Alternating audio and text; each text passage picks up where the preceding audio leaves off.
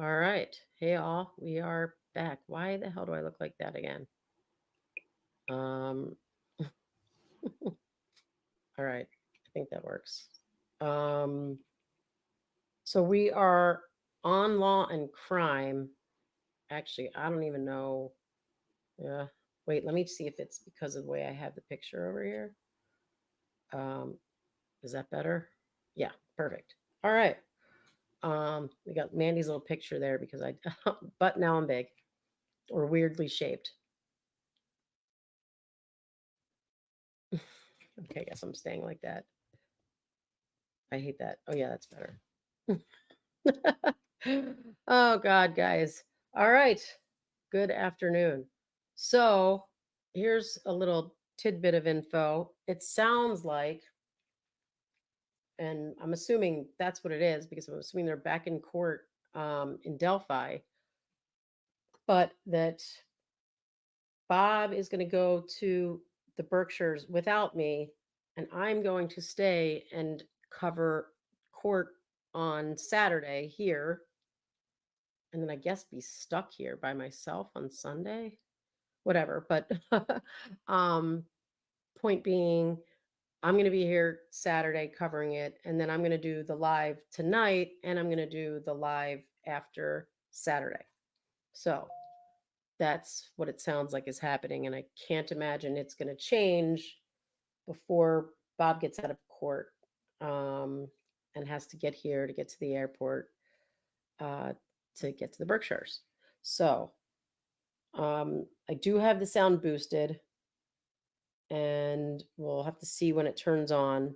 We are on Court TV, so that I can turn on, which I should do, the closed captioning. Oh, right, it is on. It's just there's no closed captioning yet.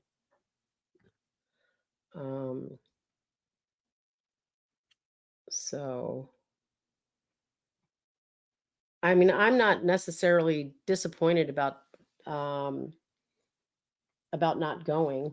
Um, it's fine. I just uh, there's a lot of fun involved in it too, just because I know all of those podcasting friends of Bob's that are doing like going to be at this, and we all got a big Airbnb together.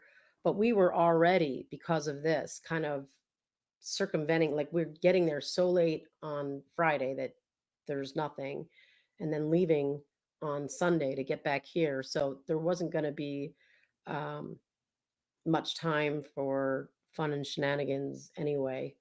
Um, but yeah, it'll be good. Be good. I don't know what I'm gonna wear though. Uh, well, whatever. So, oh look, she's getting animated over here. Who's she talking to? Her lawyers. Look, I'm gonna tell you how to do your job right now because you're not doing it right. Wait, once she told, now she's smiling. All right, fine. You say you're gonna do your job. Better. You better. That was that conversation.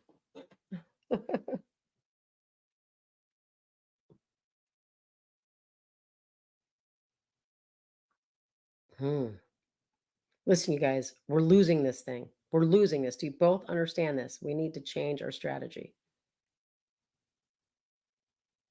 Wow, he's really got a dark perspective. Nah, we'll be all right. We'll be all right. You're going to get there and you're going to fix it all. Don't worry. There, you guys got closed captioning.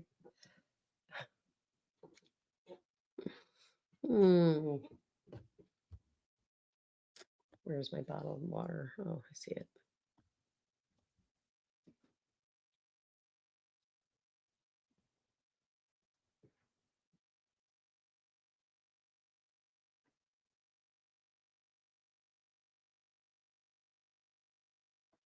I think Sarah totally part of this is like she likes feeling like she's a lawyer and being involved.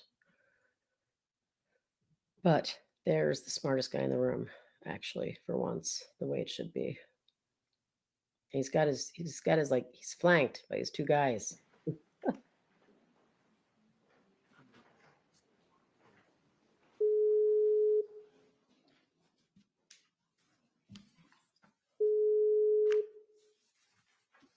Is this judge's last name Kraynick?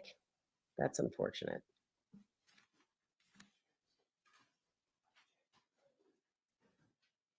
All right, we're back on the record. State of Florida versus Sarah Boone, 2020 CF 2603.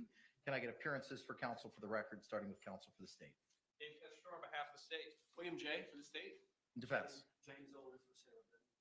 Tony Henderson for Sarah Boone. Kevin Becker for Sarah Boone. Ms. Boone is seated at counsel's table wearing the same black suit and pink blouse from this morning. State, anything we need to address before we bring back in our panel? Can we get the evidence projection system up and can we test it before we Yes. go live? Yes, sir. Are you guys hearing like underlying sound? I'm hearing like something in the background.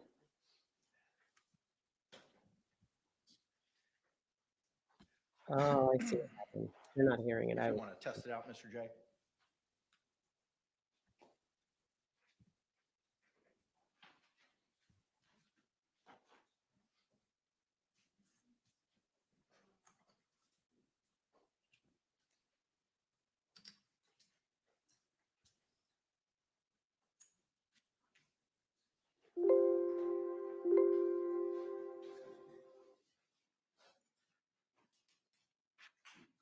Call 1 at 12:59 p.m. with a GMT offset of -300 minutes. Call on Monday.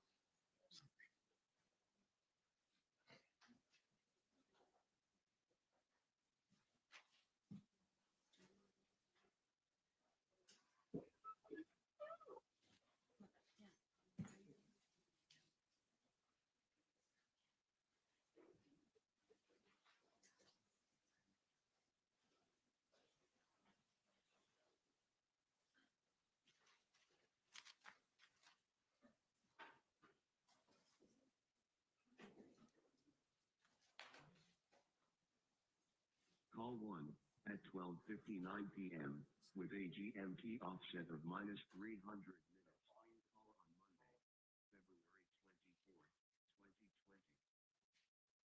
911, what is the location of your emergency? That is the best I can do, sir. the sound just got. Oh wait, there it goes.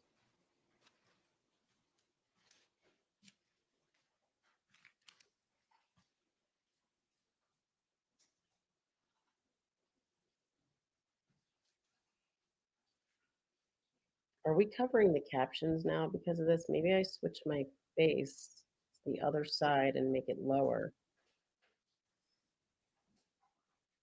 Or maybe there were no captions yet.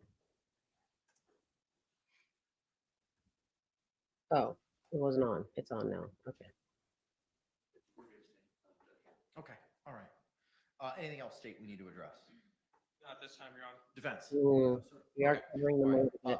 Just in the spirit of full disclosure, there are some persons behind me to my right and my left. I run the mock trial program at Barry University School of Law here in town. These are some of my students as a member of that program, so they're here just simply to observe. So pay no mind or attention to them. With that, are we ready to bring in our jury? Yes, Your Honor. Huckleberry can barely All hear. right, let's stand and bring in our panel. Say. And is everyone unable to hear again? Is this what we're going through?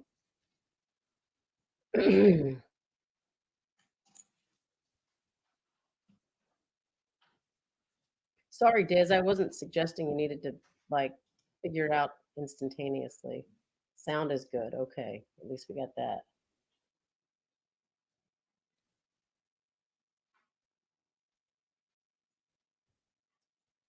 No, that won't help anyway.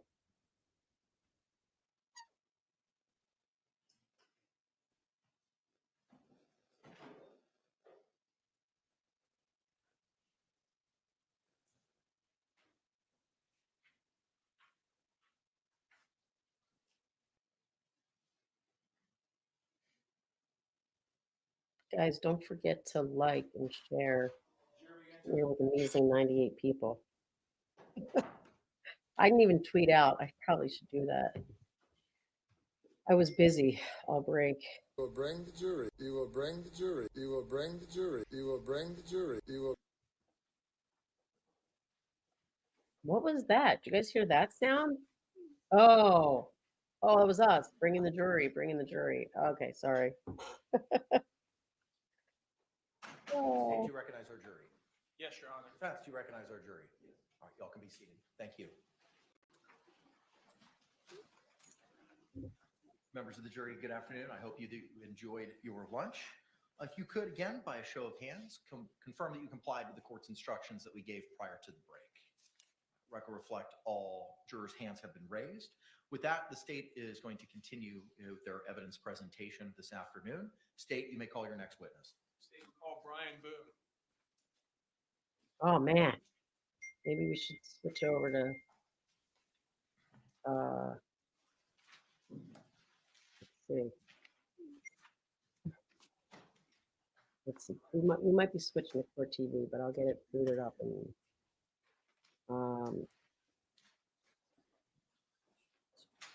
Long crown.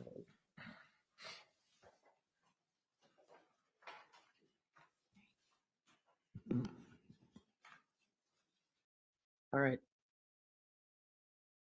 They're still, hold on. They're slightly behind, so it's all jurors' hands being raised. Whoops.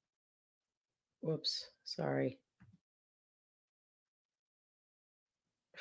Doesn't sound loud to me.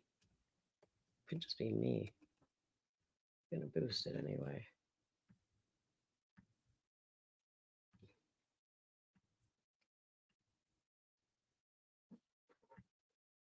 All right, that's loud.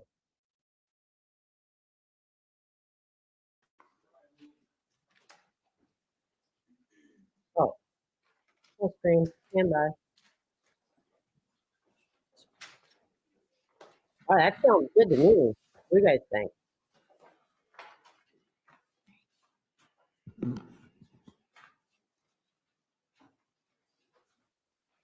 Mr. Boone, raise your right hand and be sworn, please. Do you swear or affirm that the testimony you give shall be the truth, the whole truth, and nothing but the truth, so help you God? Yes. Sir, good afternoon. You could be seated. After seated, if you could please state and spell your name for the record for us. Brian Boone, BRIAN BOONE. Thank you, sir. Oh, he's so You may nervous and sweet. Good That's afternoon, the sir. same. Good afternoon. Can you tell us how it is that you know the defendant? I dated her for quite a while, and then we eventually got married. When you say you dated her for quite a while, how long are we talking? I met her in the late 90s, and I believe it was around I sound like 2005 when we got married.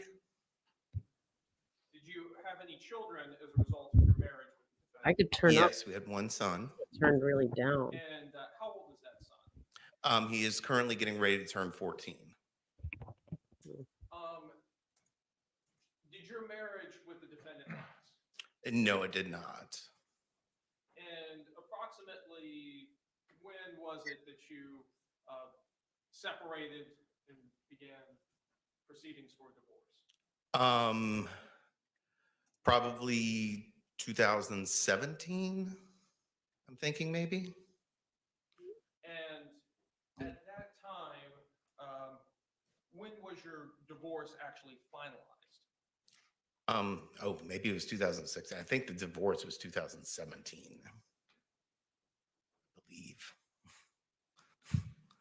And after your divorce, what was your custody arrangement with your son that you had in common with the defendant? She was supposed to have him on Mondays and Tuesdays.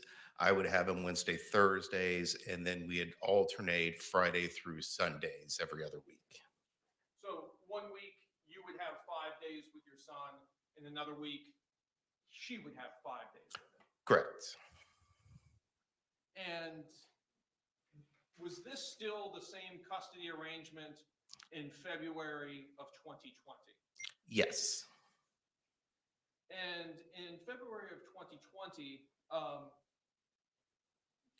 do you recall the events that occurred, I guess, first on the late evening of February 23rd, 2020? On that evening, Yes. well, apparently Sarah called me at one point during the night.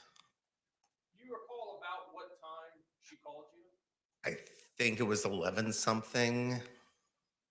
When you answered the phone, how did Sarah sound on the phone? She sounded like she had been drinking, was pretty drunk. Were you able to understand what the defendant was saying?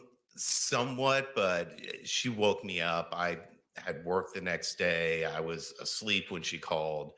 Um, she's done this before, calling me late at night, and generally I kind of just try to ignore it, so I wasn't really paying attention. Who was she living with at the time? George Torres? When she called you late that evening, could you hear George in the background at all? Not that I remember, no. All right. I'm going to see what I can do with Did you pay much attention to this phone call? No. Now, the following morning, on February 24th, 2020, did you begin to call? Am I sound any better, guys? Yes, I did. Bless And you. approximately Does what it time? still sound like I'm did you begin to underwater? call the defendant? I think it was like 11 o'clock or something. And why was it that you were calling her? Well, it was going to be Monday. I had him on Sunday and dropped him off at school, and I was calling to try to find out if she was going to be actually picking him up that day. Why would you have a question about whether or not she was picking him up? She wasn't generally very good about actually getting him on the day she was supposed to.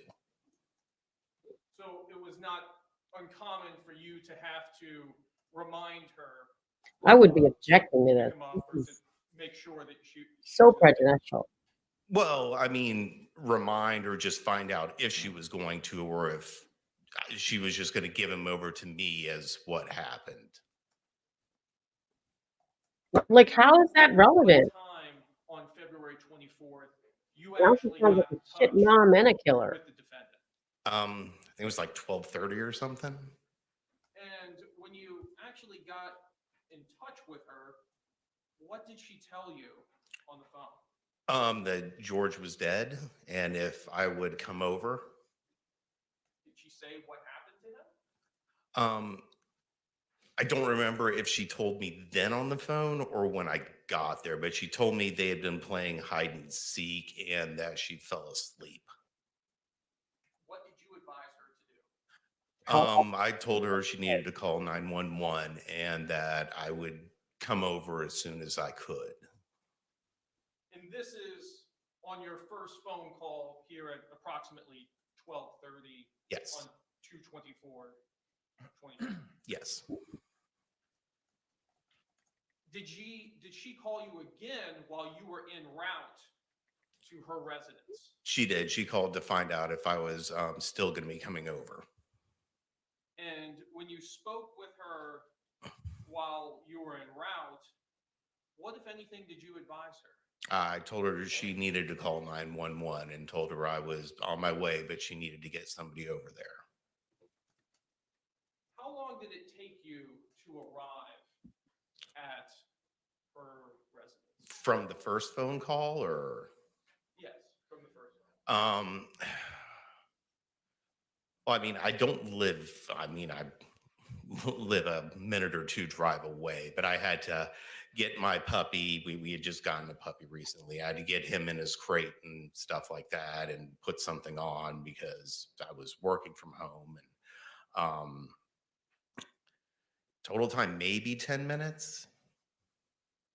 When you arrived at her apartment, um, tell us what she told you when you arrived. That I mean, George was dead, and once again, I don't remember if she told me now or before that they had been playing hide and seek and she fell asleep. But I at that time told her again she needed to get 911 called to get somebody over there. Had she called 911 at this point? No, she had not. So you've advised her now 3 times to call 911. Yes. Did you go inside of her apartment? I walked in the front door into the little tiled area, like entranceway thing. What, if anything, did you observe when you made it to that point? Looking into the living room, I could see like the end of his feet and maybe a little bit of some legs that were kind of coming out around the backside of the kitchen area.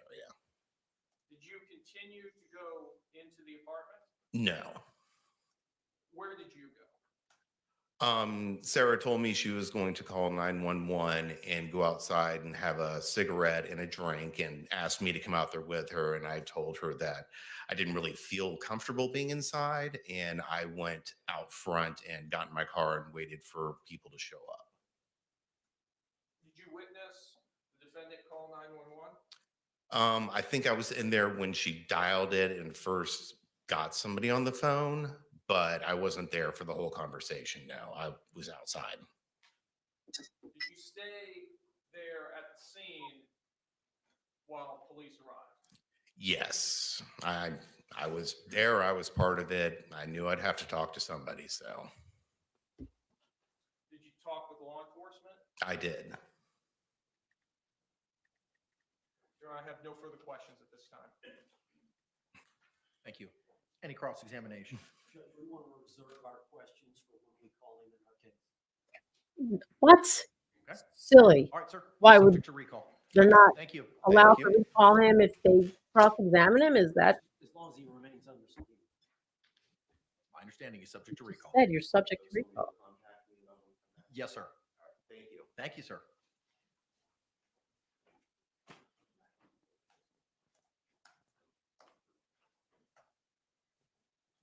State, you may call your next witness. Your Honor, may we approach a moment? Yes. Well, I mean, what they really wanted to get from that was A, she's a bad mother and she's irresponsible and often doesn't do what she's supposed to do or show up and sounds like drunk calling him in the middle of the night. But also that she just refused to call 911 despite him telling her to do it from the first time that she called him.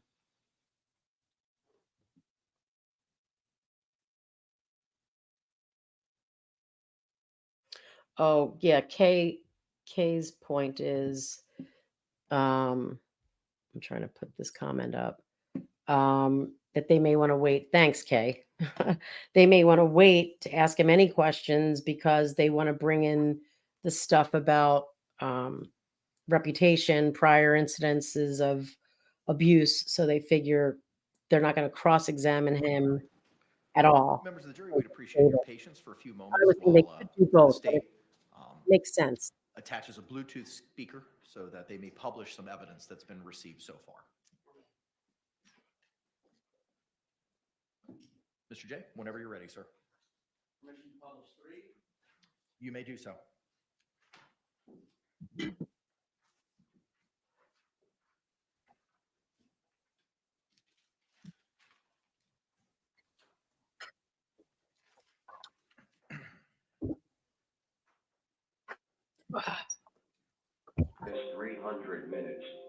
on Monday, February 24th, 2020. 911, what is the location of the emergency? 4748 Brent Court, apartment 3. 4748, what's the street name? Brant, F-R-A-N-T-D. And the appointment number? 3. Is this a police or medical? My boyfriend is dead. Okay, send a line for the fire department, do not hang up. Hang up. Yeah, so my boyfriend's dead. I'm out. It's starting to smell.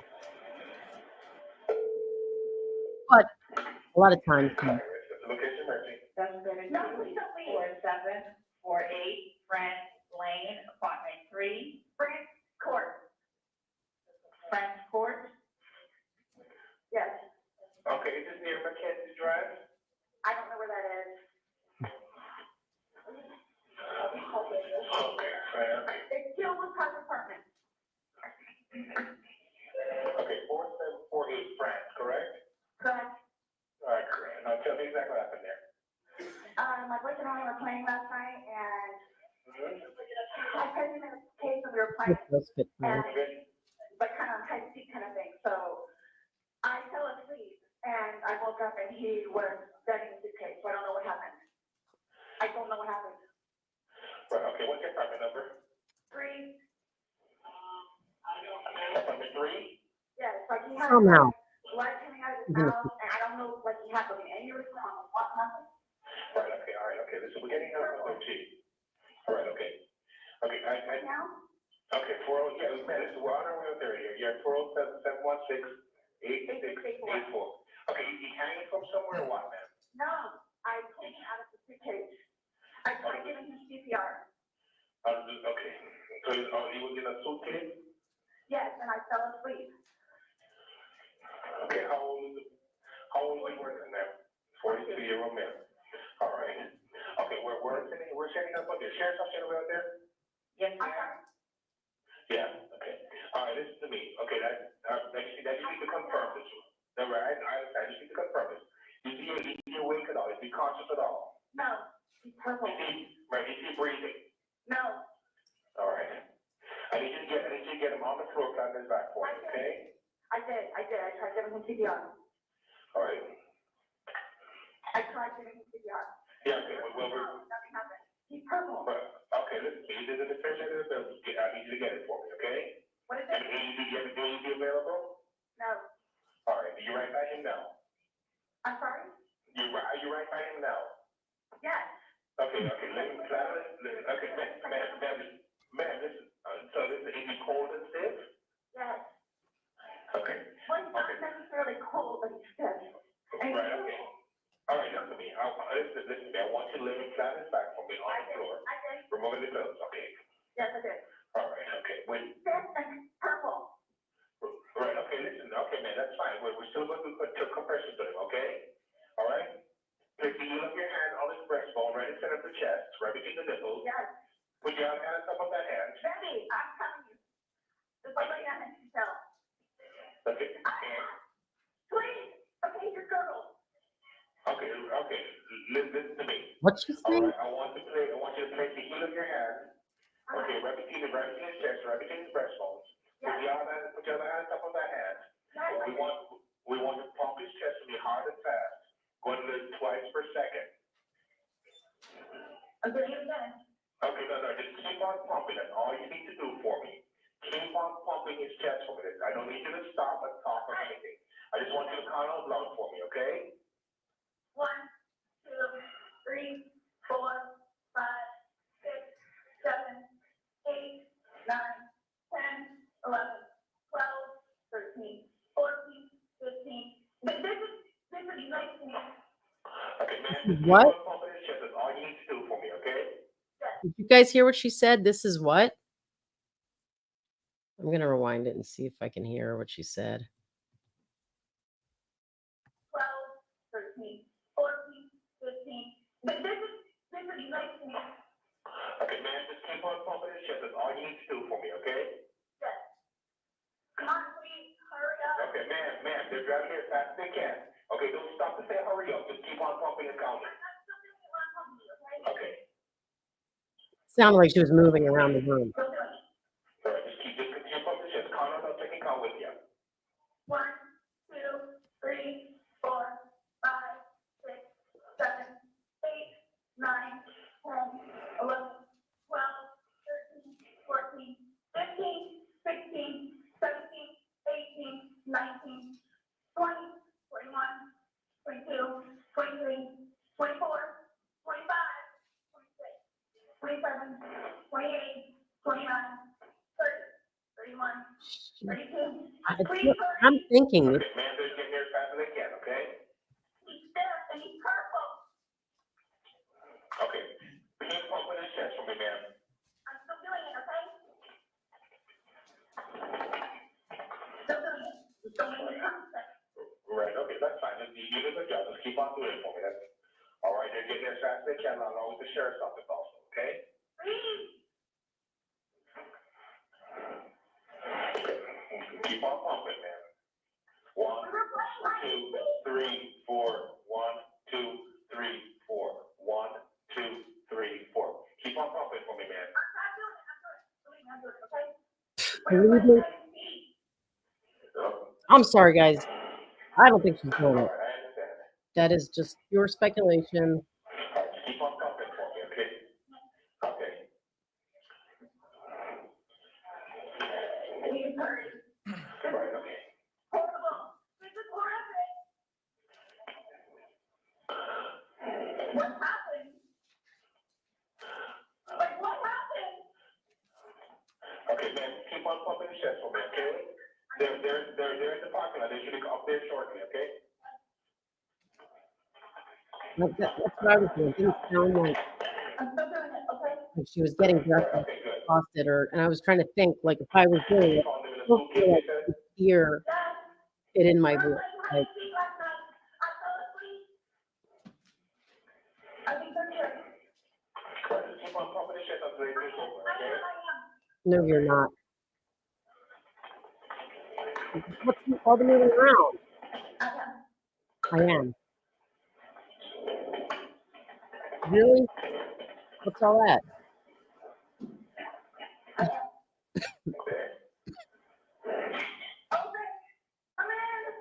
So, yeah, she's nowhere near. Let that take over for you, okay? When was the last time anybody saw him? The last night. We'll play hide and seek. He was in the kitchen. Okay. But unfortunately, he stood down too long. There's nothing we can do for him. Hello, ma'am? Didn't you find? I'm not. I don't know, guys.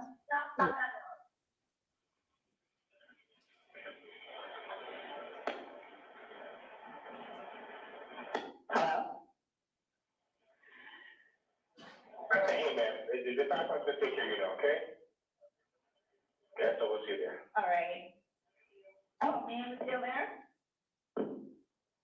Hello? Contact 407 What was that? 716-8684, reference to mobile data. 1308.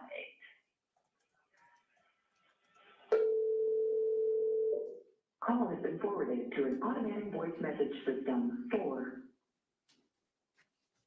Is that them trying to call her back?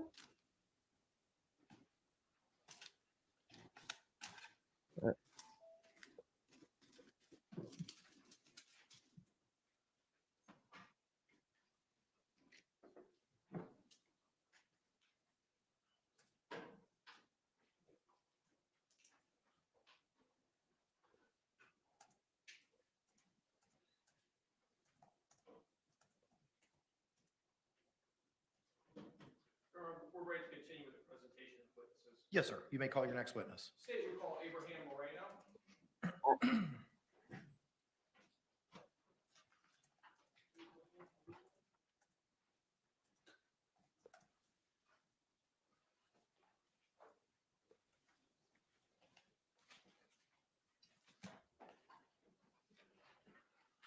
By the way, I got some kind of Venmo here. Oh. Venmo. And oh, I see it. Kathy. If Sir, good Kathy is afternoon. Could you still state here. and spell your name for the record for us? Ooh. Last name is Moreno, M-O-R-E-N-O. Thank you, sir. You may be seated. Mr. Cacciatore, you may inquire. Sorry to interrupt you guys. Kathy, she sent me $45 for breakfast and coffee. If she's still here, thank you very much. That was amazing. That was earlier today. So I suck. Then someone had sent. Yep. All right. Let's see what this guy's got to say. Good afternoon, sir. Good afternoon. Tell us, what do you do for a living? I'm a maintenance supervisor for apartment complexes. Is that what your position was back in February of 2020? Yes, it was. And what apartment complex? Tealwood Park Apartments. And how long did you work for Tealwood Park Apartments? About 2 years. And tell us, what were some of your duties in your position there with Tealwood Park? Daily, I cleaned the grounds, walked the property, answered maintenance calls, did emergencies, dealt with vendors. Did you become familiar with the residents there at the apartment complex? Yes. Did you have occasion to meet the defendant in this case and also a George Torres? Yes. Is his name Jorge and they just keep calling him George? Let me turn your attention to February 24th of 2020. Do you recall that date? Yes. And on that date, did you have occasion to come in contact with the defendant in this case? Yes, I did. And tell us, what was the circumstances in which you came into contact with her on February 24th, 2020? I was called by the manager and the assistant manager to come to her unit. I believe she was already sitting outside at that time. And when she was sitting outside of her unit, what, if anything, did you observe about her and about the unit? The police was there. Her ex-husband was present. She was sitting outside, and that's when she decided she wanted to talk to me and the managers. And what did she tell you? That she's confused. She's not exactly sure what happened. She pointed out that she recalls that they were playing a game of hide and seek. There was an instance where you were going to teach him a lesson, and then she just doesn't recall anything else until the next morning. Did she say she fell asleep? Yes, she did. I mean, I think Say that's things got out of hand? I don't really recall that part, but I do recall her stating that they were playing their game and that George went into a suitcase, and I didn't ask maybe he any went by questions. George. I just let her talk for herself How long was this conversation? for about 4 or 5 minutes.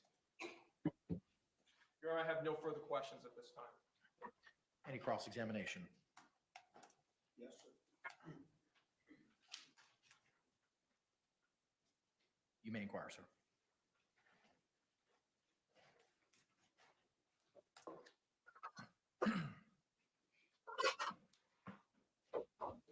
Good afternoon, sir. Good afternoon. This conversation that you had with Miss Boone, Yes. that took place on the 24th? Is that correct? Yes. And who else was present on the time that the conversation was taking place? Standing right next to me would have been Melissa Sexton and Eugene Harris, as well as the officer who was in front of the door. Okay. So there was a law enforcement officer there that day, is that correct? Yes.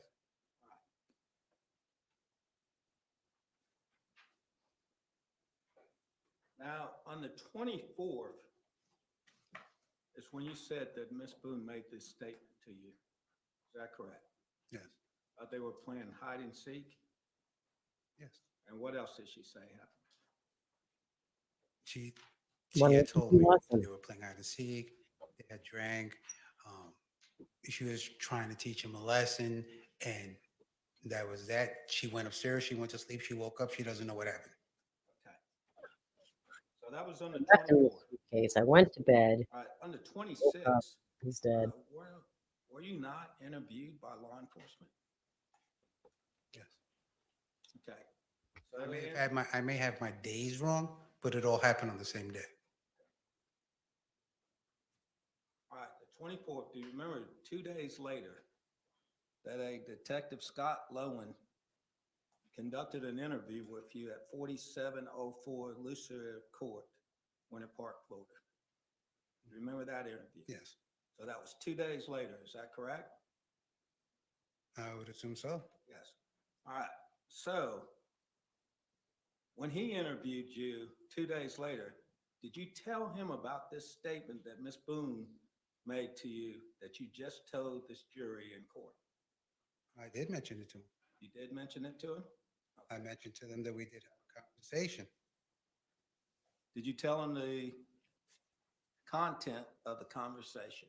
I may not have told him the whole content, but I did tell him we had a conversation. All right. Well, what did you tell him? What content did you tell him on the 26th? That they were playing hide and seek, that she was confused. She doesn't know what happened. I do believe I did mention to him the fact that she had said that she was trying to teach him a lesson. Not that anything was done with malice. I didn't state that at all. So it's your recollection now today that on the 26th, you told Officer Lowen what you just told this jury. Is that I correct? think so. Oh, Right. yeah. Sir.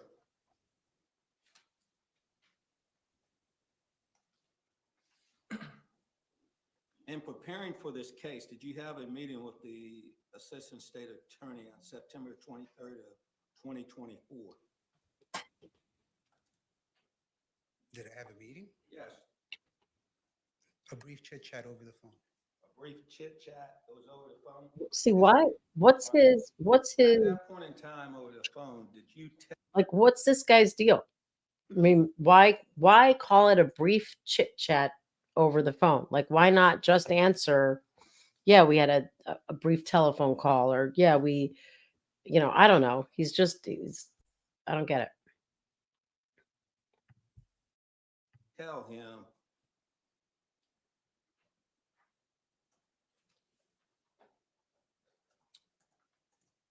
did you tell him that Sarah Boone, the defendant, stated that she was teaching him a lesson and things got out of hand and that she fell asleep? Yes. Is that what you told him? Yes. Okay. And that was in 2024 of September the 23rd of this year, 2024. Yes. Is that correct? Yes. Are you telling us that back on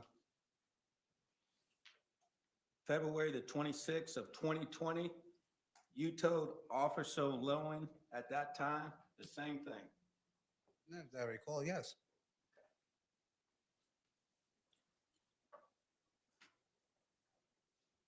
But in fact, you didn't tell her that, did you? Would it refresh your recollection? I mean, we built up to this already. So did she ever tell you how things got out of hand? No.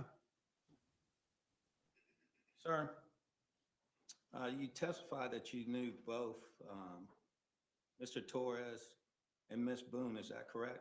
Yes.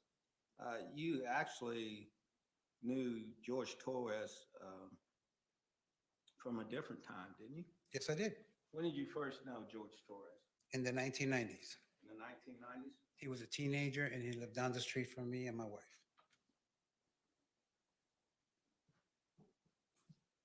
So you had had a previous relationship with Mr. Torres? No, not at all. Not at all. You just knew him from then? Yes, as I stated, he was a teenager and I was an adult. Okay. During this time, though, that you became reacquainted with him, did y'all establish a friendship at that time here in Orlando? I wouldn't say a friendship, but an acquaintance, yes. An acquaintanceship.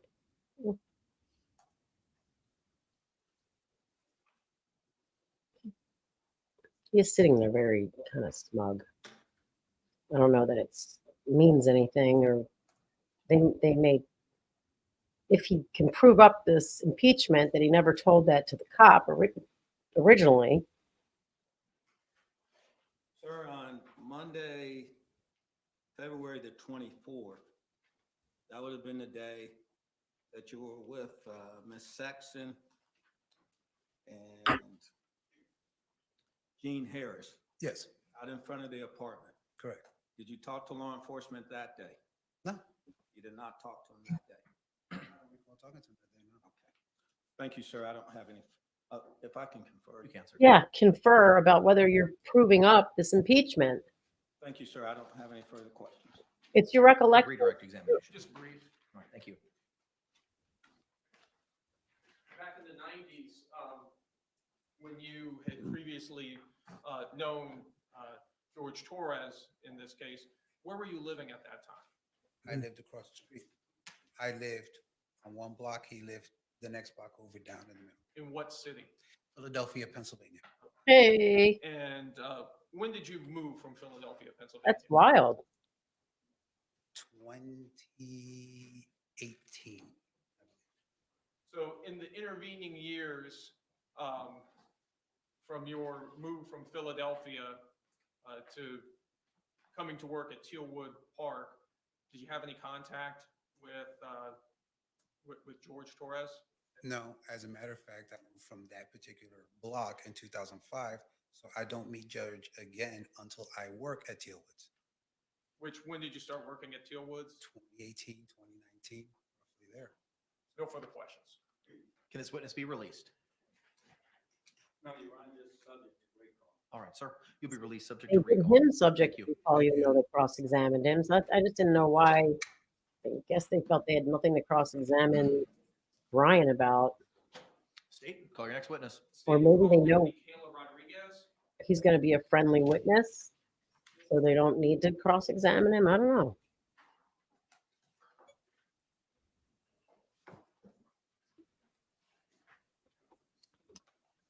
This trial is going to take forever. We have to recall everybody once she testifies. Assuming, and I think it's a stretch, that she meets her burden for battered spouse syndrome or self-defense. Good afternoon, ma'am. You could be seated. Please state your name and spell it for the record if you could for us. Kayla Rodriguez. Kayla, Kayla, Rodriguez, Rodriguez. All right, thank you. Mr. Cacciatore, you may inquire. Good afternoon, ma'am. Hi, Can you tell us who is that you work for? Orange County Sheriff's Office, And what is your position with the Orange County Sheriff's Office? Deputy Sheriff. And how long have you been a deputy sheriff? A little over 8 years, since 2016. And tell us, what are your duties as a deputy sheriff? As a deputy, I respond to calls for service, anything from a over with call, like a car being keyed the day prior, or a 911 emergency. And what type of training do you need to be a deputy sheriff? So for me, I obtained my bachelor's degree from UCF in criminal justice in 2014. After that, in 2016, I was hired by the sheriff's office. Right after being hired, I went straight into the academy. The academy is 5 months of training. We go over everything from case law, scenarios, defensive tactics, physical training. After that, I do 2 more months with the sheriff's office where we go specifically into policy related to Orange County specifically. After that, I do 3 months on the road with a trainer where we are evaluated periodically through that process. You have a partner, you respond to calls for service during that time, and you slowly learn how to handle calls by yourself. Do you also undergo continuing training as a condition of your employment? Yes. Tell us, were you working on February 24th, 2020? Yes. And tell us, what area of the county were you working in? Orange County, unincorporated Orange County. And did you receive a call in regards to this case? Yes. And what was that call? What information did you have at the time you received the call? So the dispatcher informed me that a woman called 911. She was actively performing CPR and that her Allegedly. boyfriend was in a suitcase. And did you respond out to the scene? Yes. And when you responded out to the scene, were you dressed similarly as you are dressed today? Yes. And just for the record, All right, we'll take it you now, have, Brian. it looks like a standard green uniform on with a tool belt, your firearm, and also radio, body worn camera, badge. Yes. Tell us about your body worn camera. So my body camera is used to capture scenes when we arrive. So as we are conducting any sort of law enforcement action, we turn our camera on. When you turn your camera on, tell us, does it immediately capture sound at that point? It does not. When we activate our camera, it goes back a minute. And the minute that it goes back to, you don't hear any audio for that first minute. Tell us also about the capacity and the battery life of your camera as well. So the battery will last us an entire shift typically if it's in a buffering mode. So if we're not recording, it will last the entire shift. As we record, it does drain the battery. So typically we will turn it off if we're sitting in our car for an extended period of time, if we call our supervisor, if we're talking to another deputy on the side, away from a scene, we will not have the camera recording. If it recorded throughout the entire shift, the battery would die. We would need multiple batteries. Mhm. So you actually activate the camera in order to begin recording. Correct. And they surely don't want Was to your body accidentally camera capture operational conversations. on this call out? Yes.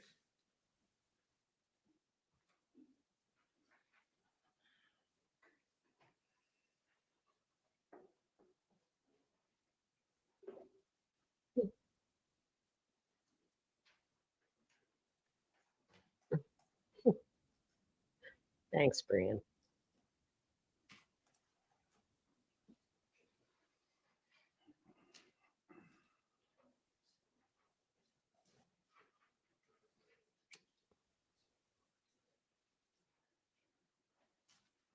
Your Honor, may I approach the witness, which has been previously marked for identification as states H, I, and G that have been shown to defense?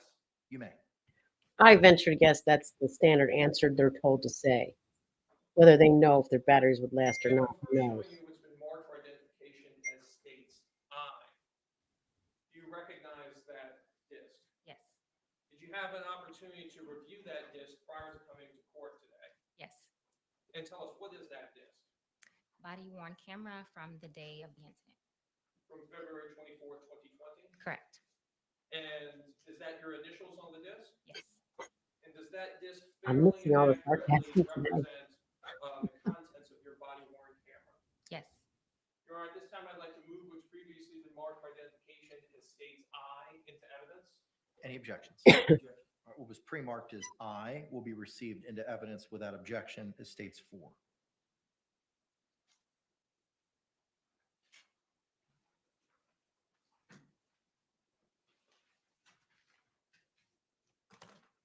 Ma'am, next I'm showing you has been marked for identification as states H. Can you take a look at that disc? Tell us, what is that disc? Body worn camera from the day of the incident. From February 24th, 2020? Yes. And did you have an opportunity to review that disc prior to coming to court today? Yes. And is that your initials on the disc? Yes. And does that disc fairly and accurately represent the contents of that portion of your body worn camera from that day? Yes. Your Honor, at this time I'd like to move what's been marked for identification as states H into evidence. No objection to any of those coming in. All right, what was pre-marked as states H will be received without objection as states 5.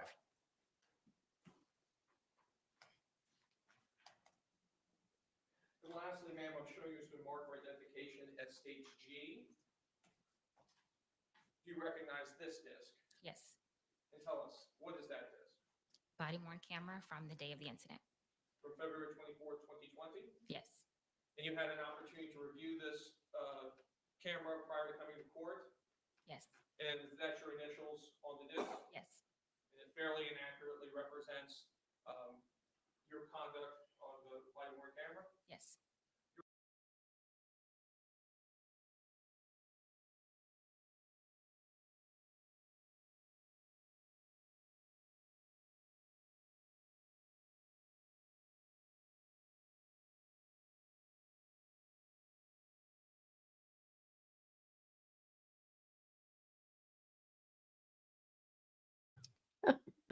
Pulled a Bob again. Shit. So I think with this whole body worn camera thing, all they're trying to front is the defense saying, well, what about when the camera was off here? And, why'd you turn the camera off here? And why'd you turn the camera off there? They're just trying to front that. And I do think that they turn those cameras off because they don't want to catch their conversations. It's like hot mic situations left and right where cops have been caught, saying stuff like they don't believe someone, they do believe someone, like they don't want to get their initial impressions on recording, just in case that's not how things end up panning out. And yes, as Mandy says, they don't want to be a proctor or at least get caught being one, right? So yeah, that's it.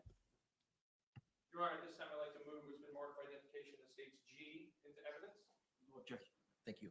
What was pre-marked as states G will be received without objection as state Ooh, 6. three-piece suit.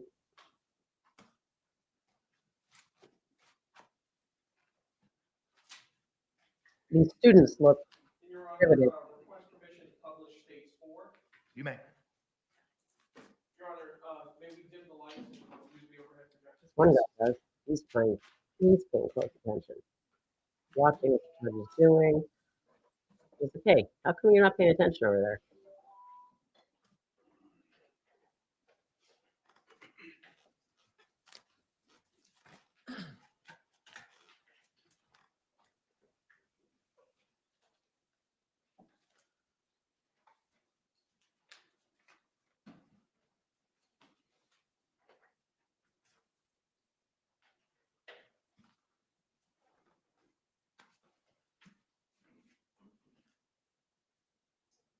So this is that 1 minute of back video where there's no sound.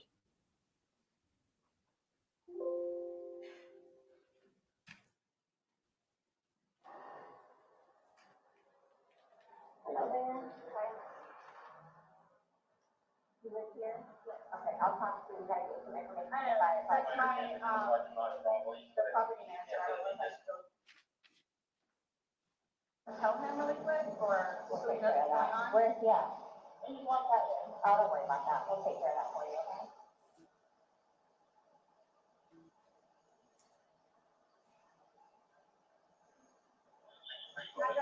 I had a cigarette, though. Okay, wait 1 second, okay?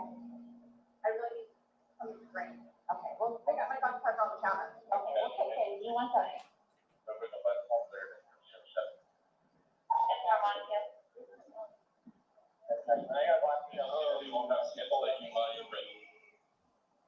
At the time. Yep. What?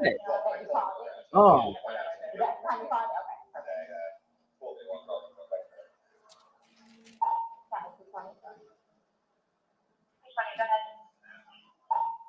and a snack. Grab me a snack while you're in there.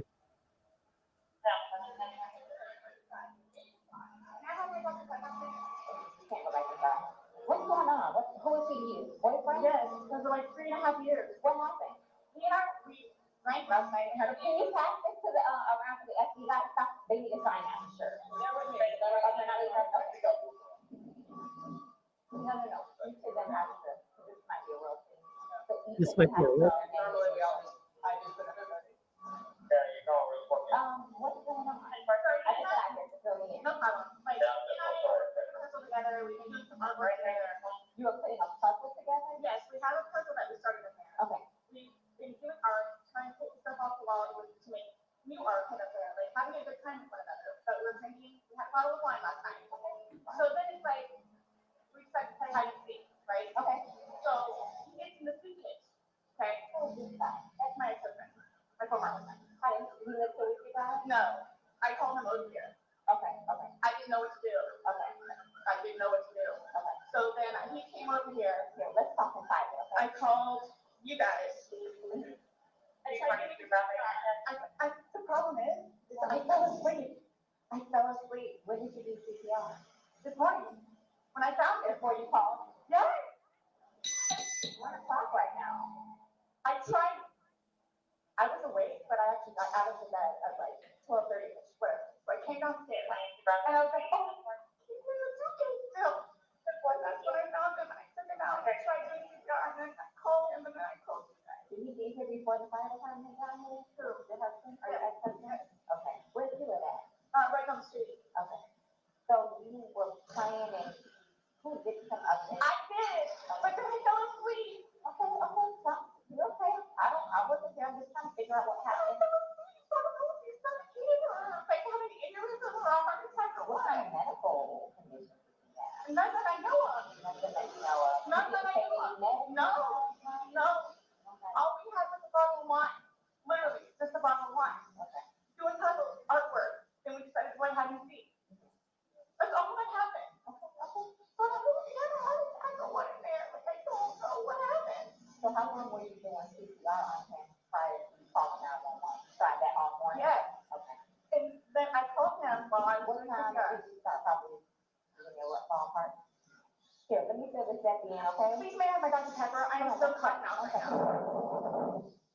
Can I get my Dr. Ma'am, and you can't talk to him until we get done with this, okay? Just don't leave, okay, Ryan? Thank you, ma'am. Appreciate it. Thank you. I know. Do me a favor. Stand over there by that car. Give me 1 second. There's a dog in there? Yeah. You want to help clear the back bedrooms real quick? Just make sure there's nobody else in here. Nope, he was here with the girlfriend, and that's the girlfriend's ex-husband. He was gonna see it. They were planning on go see what she said. She's been doing CPR on him all morning before calling us. Yep. So I'm gonna go ahead and start making phone calls. Okay, go ahead. What do I do with this dog? Because I don't want him to mess with him. Come here. Oh, perfect. Okay.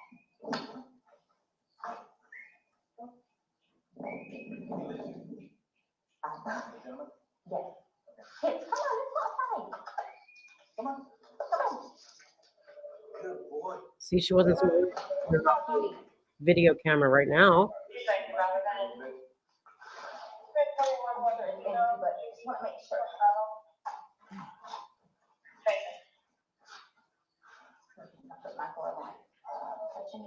Orange County. There's nothing.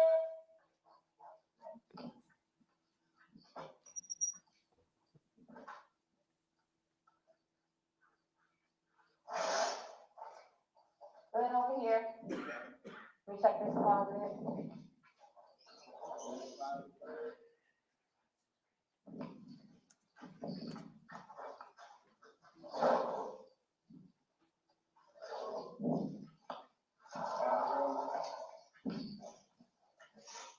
So garage.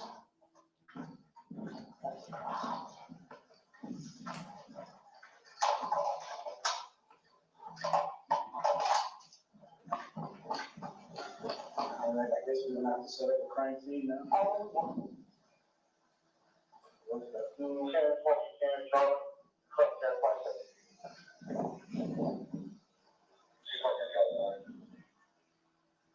Just give us a second, okay? It's on the counter. I can't move anything from out of the house. Here, let's get you down, because I don't want you passing out. This is probably a lot for you to deal with, right? Water. I can get you some water, okay? Just, I want you not on the seat, because I don't want you passing out.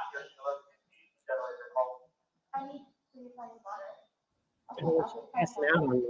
Yeah, no, you-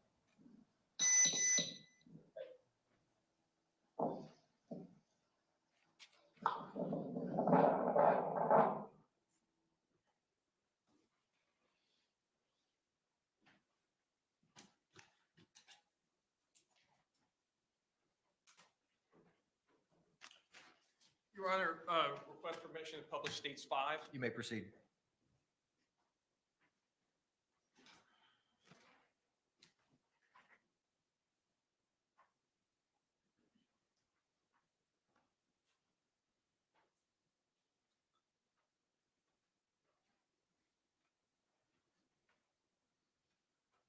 Let's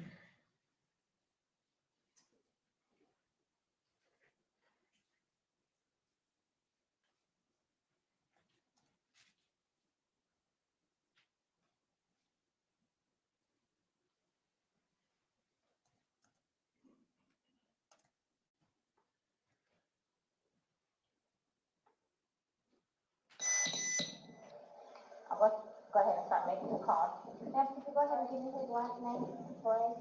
Spell it for me. Torres. And his first name? George, Jorge. Jorge.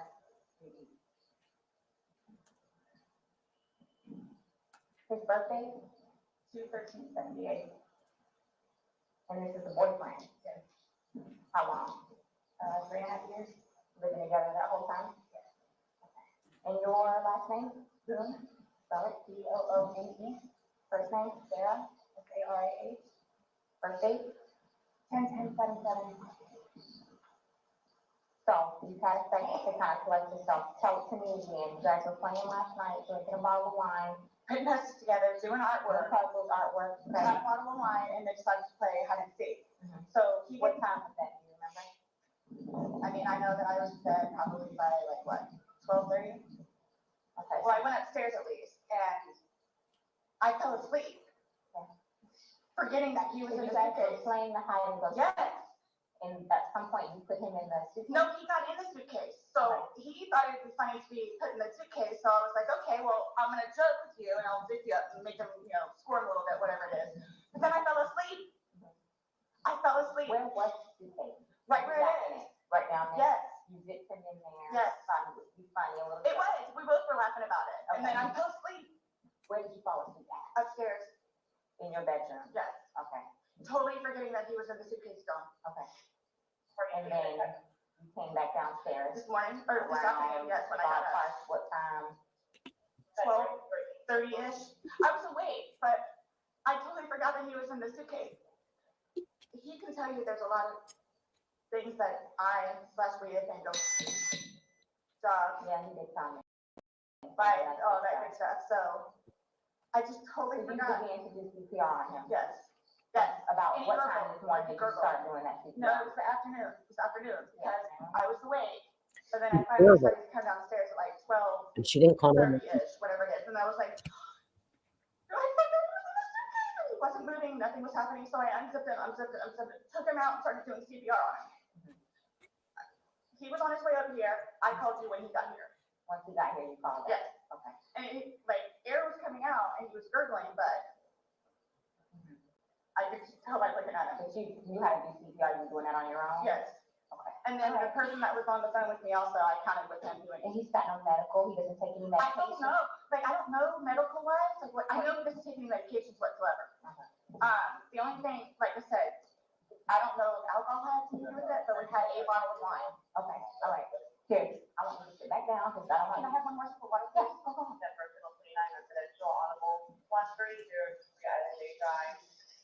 I'll do what I can to get you a cup, because I don't want you to have to keep doing that.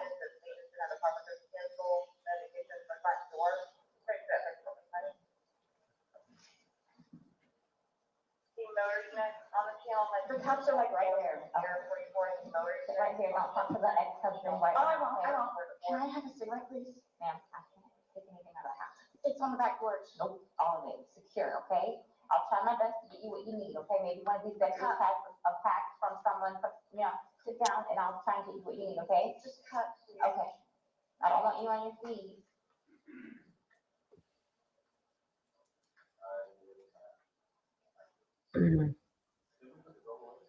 Yes, you put it on the side. He came back in? So there's no thanks then? No what? Corporal, I can give you a rundown. She's, sitting on the curb.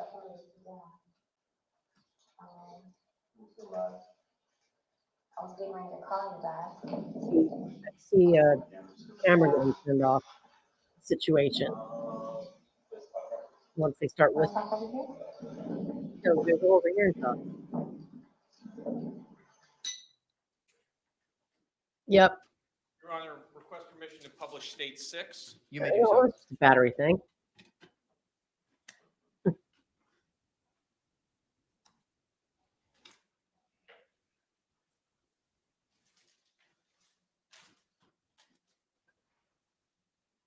This whole self-defense thing really muddied the waters.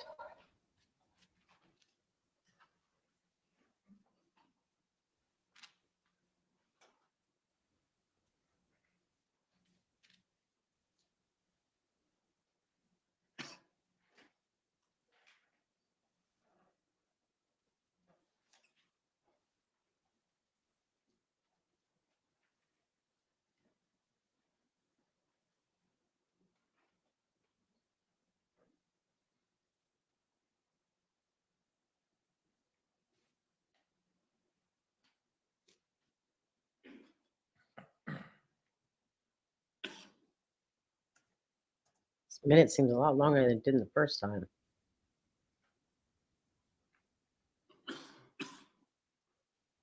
She looked right at her camera.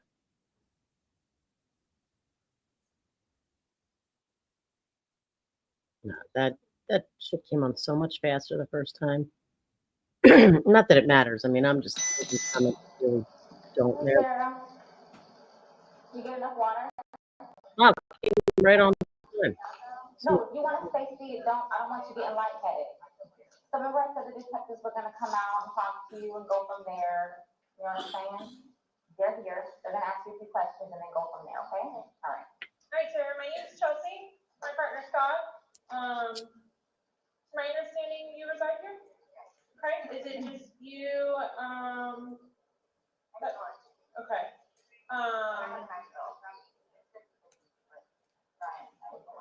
Your former husband, okay. But you reside here with George and then your son lives with you or lives, there's 50/50? Yeah. Okay. So from what, has told me, she explained, last night that you guys were drinking a bottle of wine. And around midnight, you decided, okay. You guys decided to play hide and seek. Well, we were playing hide and seek and then. Was your son home at the time or, okay, No, it was fine. It was fine. okay, Decided to play, we just did it like that, like, sure, we were putting puzzles together, we were doing artwork. You can see the puzzle that we finished in there and then the artwork and then decided to play hide and seek, just being stupid. okay. So he decided to get in the suitcase, so I thought it would be funny to, and he was talking about it too, to zip him up in there. I go upstairs and fell asleep. So this morning when I got here and I actually got up out of the bed, I thought sure he was downstairs on the laptop, really quiet. But then I came upstairs and I'm like, where is he? Like, and that's when I found it. Okay. I don't know what happened. Okay. And then you weren't sure about if you woke up this morning It was afternoon. I mean, I was or this awake, afternoon? but I just didn't want to come downstairs. So Okay. I laid in bed for a little while, and then I eventually came downstairs. He was where he was, and I was like, oh my God, he was in the suitcase still. So I pulled him out, and I stretched him out, and I started to try to make CPR for him. I told you guys, so I called Brian. Okay. And then as soon as he got here, which is 30 seconds on the road, I called you guys. Okay. The person on the phone had me do the concussions continually, so I can count what happened. So you guys shut up. Okay. And, so as part of our investigation, we obviously have to go inside the house. We have to look at things. Are you okay with us going in the house and looking at things? Okay. Okay. And forensics, so we have to have our forensics crime scene investigators come out. Are you also okay with them coming inside, taking photographs and? Thanks, Okay. Kim. Okay. Can I ask, is Brian, sorry, George, does he diagnose any kind of medical history? Not that I know of. Not that I know of. I don't know. I mean, they're gonna take drugs. I mean, we'll have to take a bottle of wine here and there, but I don't know. Like, Well, that would be my next question. So you guys don't normally drink, you just drink once in a while, or? well, I'm gonna say like, okay, I guess normal drinking is like we will have like a glass of wine or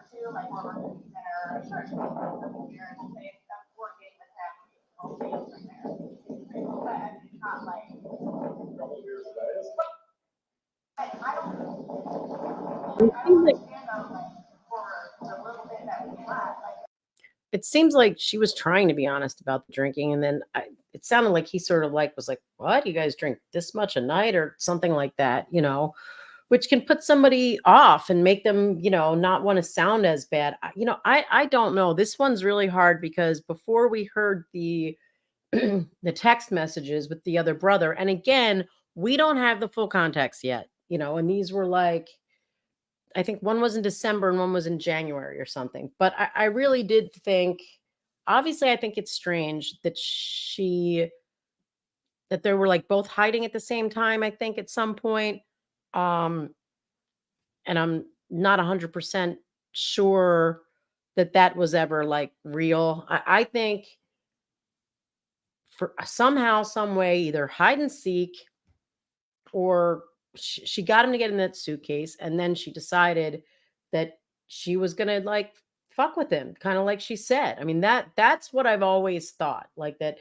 And it seems like she's being forthcoming about it, like, and then I just figured I'd give him a taste of his own medicine, and I'd like give him a hard time and let him stay in there for a while, like not dawning on her that he's, that he could die. And then maybe she just goes upstairs like, oh yeah, sure, I'll just let him sweat, and then passes out. And then it I can't imagine a situation where you wake up and you're just thinking, well, except for you would have noticed that there's no one had slept in that side of the bed. I don't know how often that happens. you know why you don't call the police until Brian gets there. That's, you're worried about being accused, but could he have possibly still been alive? But he was purple. I don't know, guys. I don't know, guys. I do think she should have taken the plea. It's risky. Maybe we can pull up and remind ourselves what their second degree instruction is, or the statute is. There was some sort of depraved heart requirement. Would a reasonable person know? Here's the thing, though. Here's the thing.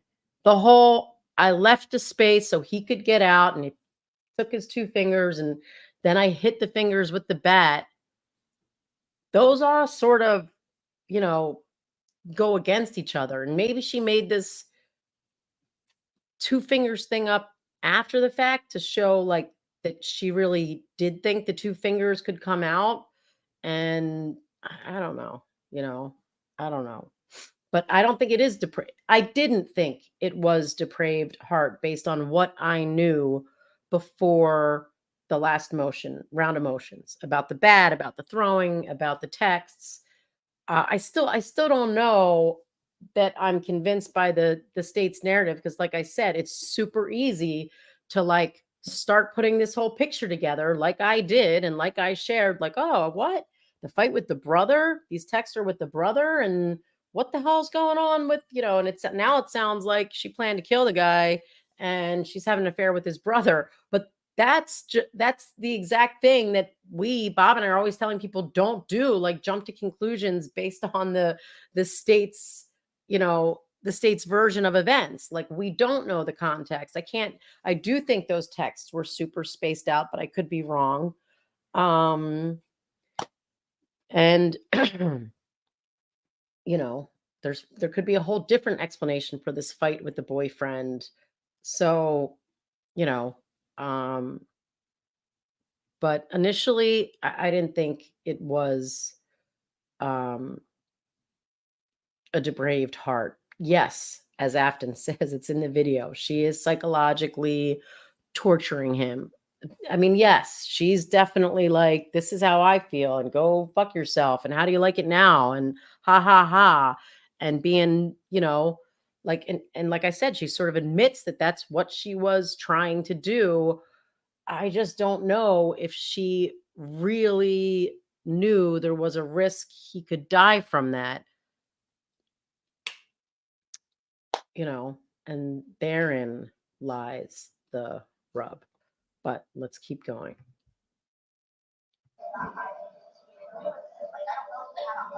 I'm gonna rewind it. I don't know what she's not buying. She's not buying it though.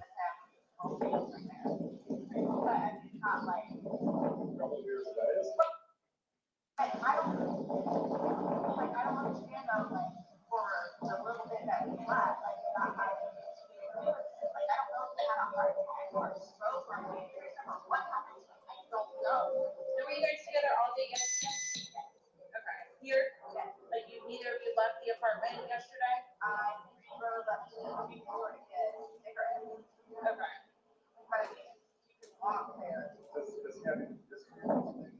No, he doesn't now, because he said he doesn't. As far as you've ever known him, you've never seen him. I mean, he's from Philadelphia and he grew up in Philadelphia and then he went to Massachusetts and then from Massachusetts he came down here. So I don't really know like a whole lot of like medical history or. How long have you guys been together? Almost 4 years, like 3.5 years. You guys been living here the whole time?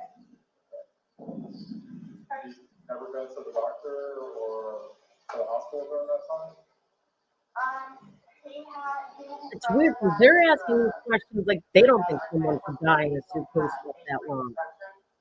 But he has been in the hospital from that, and then I talked him into going to see like a regular physician, so he could get just like a. Sorry, I talked over it. He and his brother got into a really bad argument at one point, and he had facial reconstruction.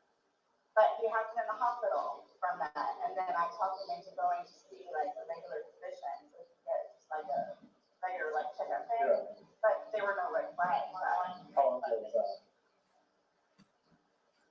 The surgery or the doctor? Both. The surgery, I think was at this point, like 2 years maybe, 2.5 years. The checkup was probably a good 2 years too. Okay. And the suitcase is still in there? Yep, I'll let you. Is it normally stored down there, or did you guys travel recently? No, he was gonna start picking from donation in there, so that's why it's out? Yeah. Okay, you guys did recently travel somewhere, or anything like that? After you zipped them up, did you move the bag around and that's what you know, or you just zipped it up and walked away and I was laughing about it, but I went upstairs and I fell asleep. But what position was he in when you went in? Was he sitting on his rear end and his head up and he just kind of No, over? okay, so like this is like this is his head and then he's right here. So he was laying on a spot? Yes. You just closed the flap and zipped it around? Yes. Okay. I think we were cleaning. Understand this? Okay. So he said that I needed to tell you guys about his family. Like, who do I talk to about? We're gonna do that once we walk through and see, yeah, we're gonna. I'm telling you, like, Yeah, it's gonna be a I'm while. afraid for my life. I want you to know, I am afraid for my life. His family has never, like, I'm the blue-eyed white devil, is what they call me. So they've never liked me, they've never taken me in, they've never I'm the accepted me. blue-eyed white devil. Have you called any of them? We talked to his daughters yesterday. No, I mean, like, about this. Is No. that- Okay. That's So no one's gonna know until we will be making that notification, so They're going to it's, tell me. okay, Do well, they live local? Yes, they're down the road. They're going to tell me. His kids are going to tell me in Philadelphia. They're going to tell me. This was not intentional. okay. They're not going to understand that. They're not going to accept it. They're not We're gonna. gonna do a thorough investigation and we will definitely make sure that you don't feel scared when we need to, okay? And my 9-year-old. Well, he's at school and he's with your husband. I know, well, Ex-husband. Your husband said that, or your ex-husband said he made arrangements for your 9-year-old to pick up. Oh, okay, Mom. All right, we're gonna go inside. Wait, your ex? What'd they say? Your ex-husband said something like, "What? You never show up for pickup?" Or something, and he's like, "Oh," she's like, "Oh, okay, Mom." Did anyone hear what the ex-husband said? I mean, not that it really matters.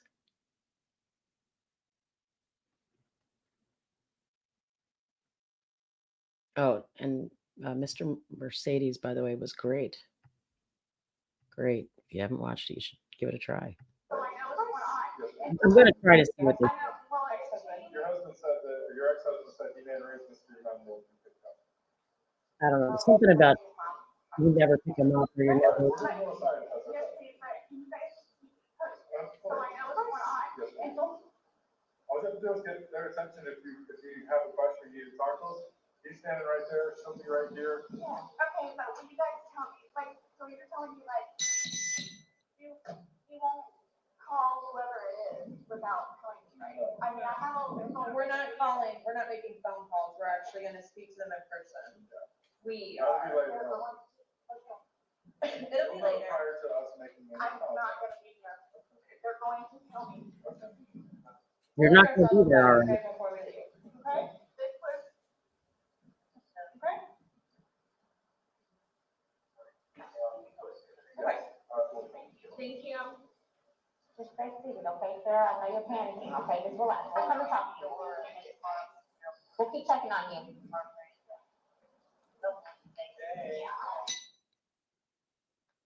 Mm-hmm.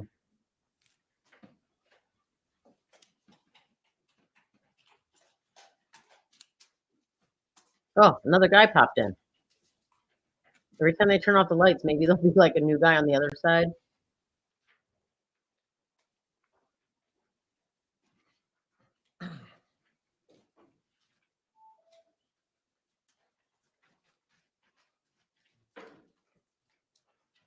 While you were at the scene, did you also make contact with Brian Boone? Yes, Did you take a statement from him as well? I did. Were all your interactions with the defendant on that day captured on your body worn camera? Yes.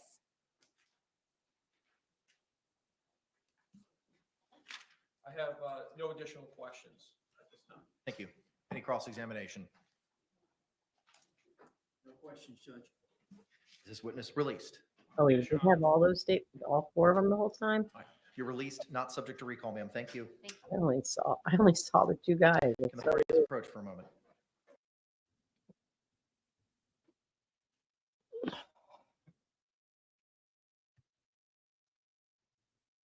Bloop, bloop, bloop.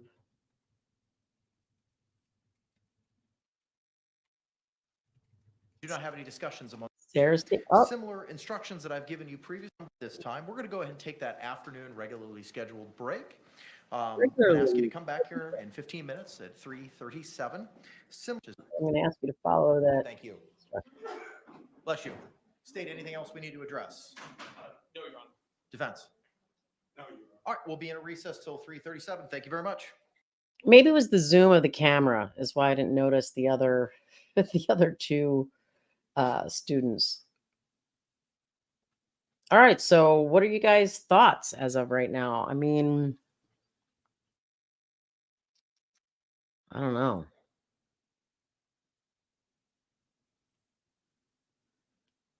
The family's going to kill me.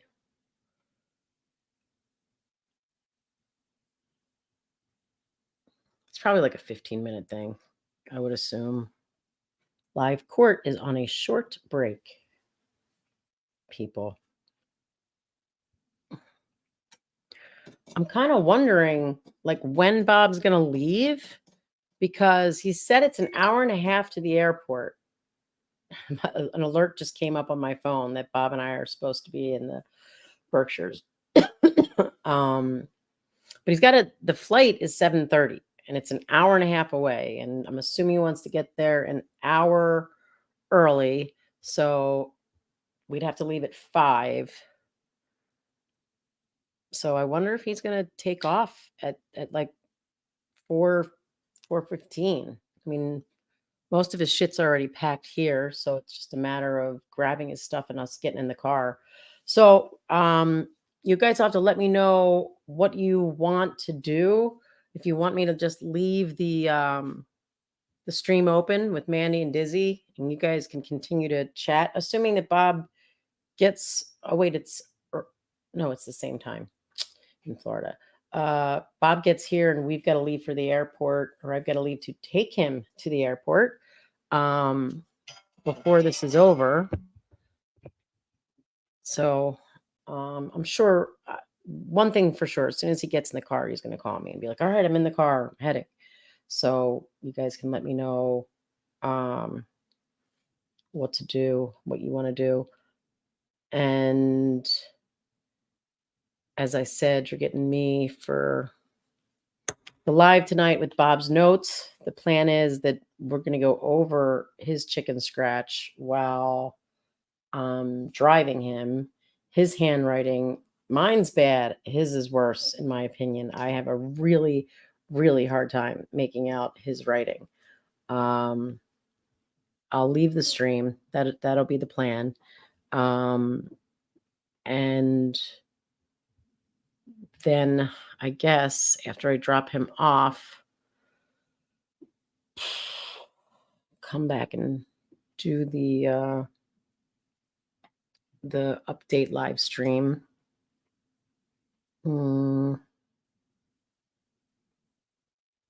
Yeah, I wonder if we got some surprises.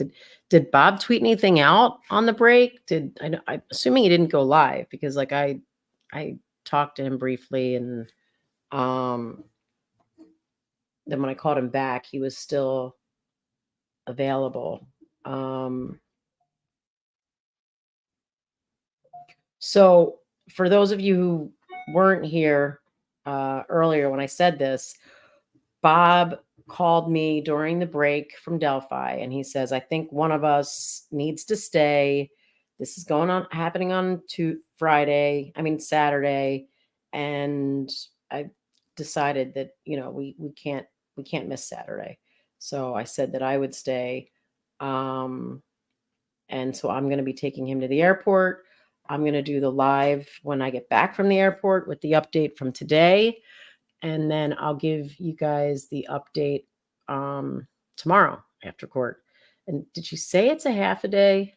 And then I kind of have to decide, like drive home the 3 hours and then back on Sunday for when Bob gets back. I might not even have to drive back. I don't know. Bob and I will figure it out. But so did these tweets tell us anything? Did you guys learn anything thus far?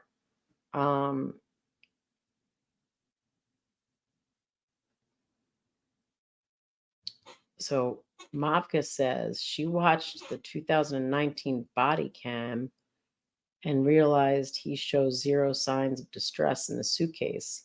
Oh, you don't mean body cam. You mean like her video of him in the suitcase. I mean, except that his voice is getting strained and he's like, I can't breathe. Sarah, I really can't breathe. I can't breathe. Sarah, babe, I really can't breathe.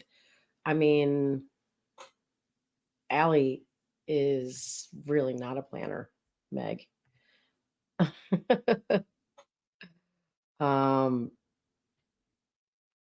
But I mean, Bob and I both sort of, oh, there he is. Stand by.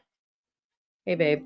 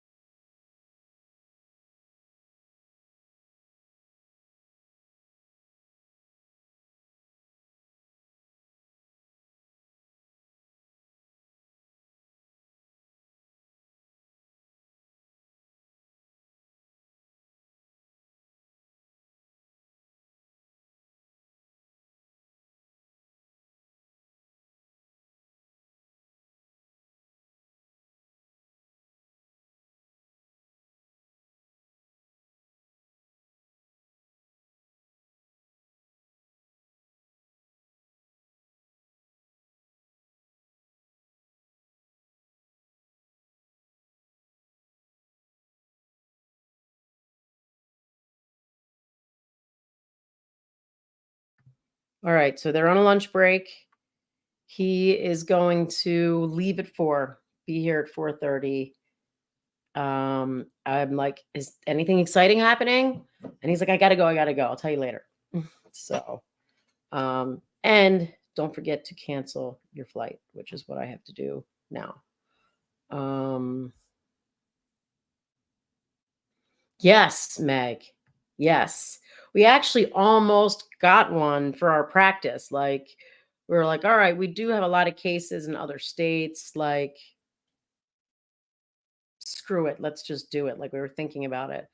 But we never did it. It would have been exorbitant, silly that we even thought about it, actually. But yeah. Well, Afton, I think that she was talking about the video. Yeah, Mavka's confused because it's not the body cam, obviously. It's just I think she's talking about the video that Sarah Boone made. Sarah Boone videotaped. I'm going to call him George because it sounds like that's how he pronounces his name. I was looking at it in writing, so I was calling it Jorge, but I guess with the G there, it's okay, whichever. So George, in the suitcase. So there's definitely video of that. Steve, he's not fucking around. He's like, look, okay. This is what happened. This is what happened. But I was saying I do think he was showing distress because he was like saying, I can't breathe, and you could hear his like voice. You could hear that he's really constrained, like that he's not you know, getting full air.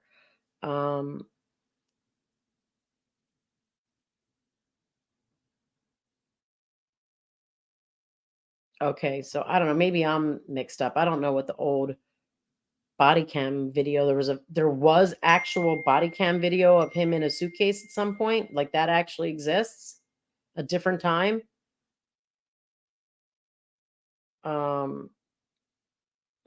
Yeah, publicly buzzed. How do you really feel about it? Um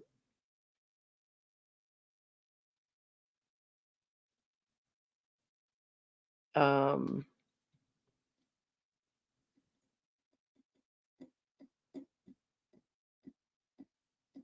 yeah. I was just talking about the video that she took of him in the suitcase. I don't know what Mafka's speaking to. But um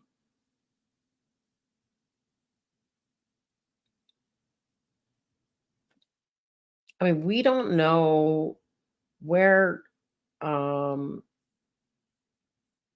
where Mafka is, how old Mafka is.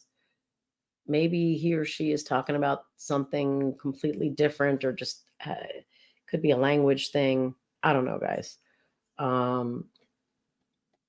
But yeah, as Spitfire's saying, he explicitly tells her that he can't breathe in the suitcase visit videos. And that's the where I'm talking about is how his voice sounds in those when he's saying that he can't breathe. But like I said, I'm not sure what Mafka is. Oh, it's her 33rd or his 33rd birthday. Happy birthday, Mafka. So I don't know. I mean, what they said in the opening, though, there's something that the testimony that there was something about the body cam that made me start thinking about the opening. I forget what it was now, but there was something that I was like,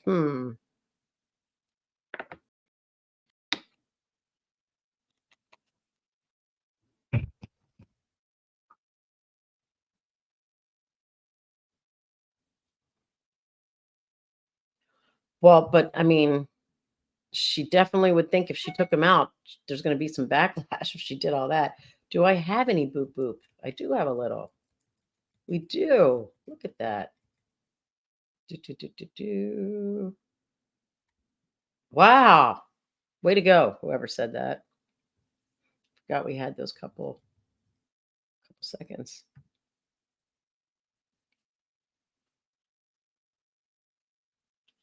I don't know that I'm not pro Sarah. I mean, I'm not pro Sarah, but I don't know that I haven't determined that she like definitely did this intentionally or should have known, but there's just new facts coming out that you know shed more light on it, which is what the trials for. Um Steve coming in hot. He always comes in hot. Um let's see what these two are talking about. Should I narrate for you guys again? Let's see. I don't know. I can't even narrate. I got nothing.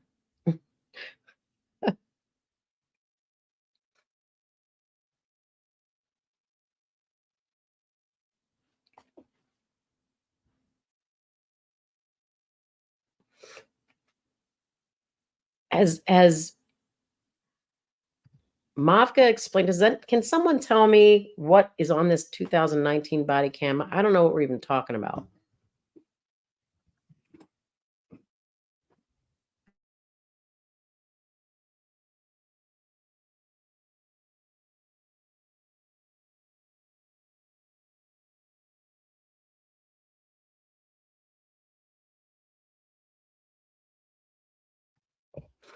What do we mean the sound is still 30 seconds out? 30 seconds-ish. PF 2603, State of Florida versus Sarah. PF 2603, State of Florida versus Sarah Boone. Let me get appearances for the state. Dave Kester on behalf of the state. William J. for the state. Defense. Jackie Owens for the state. Tony Henderson for Sarah Boone. All right. Ms. Boone is still seated at council's table, wearing the same black suit and pink blouse from this morning. State, anything we need to address before we bring back in our panel? Not from the state. Defense. All right, let's go ahead and stand and we can bring back in our panel.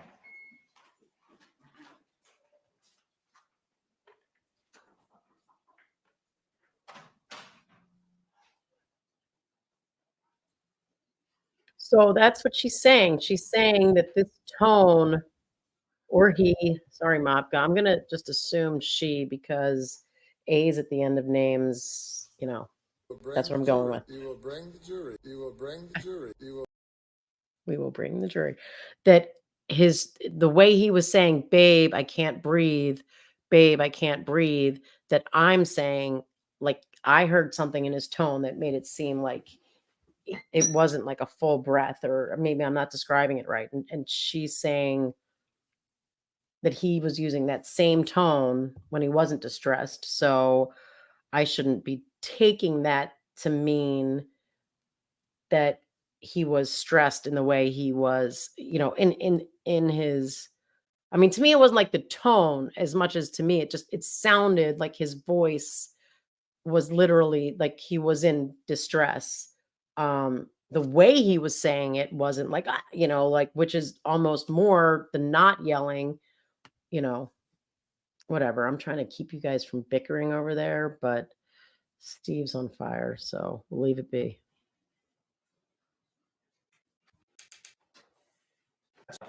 State, you make.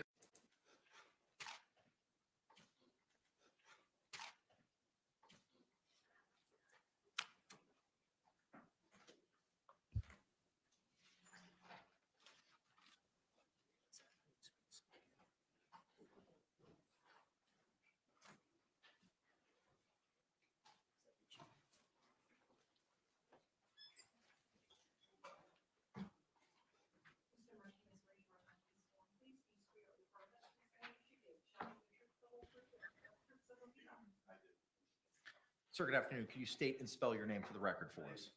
It's one clean head. Thanks, sir. You may be seated. Thank you.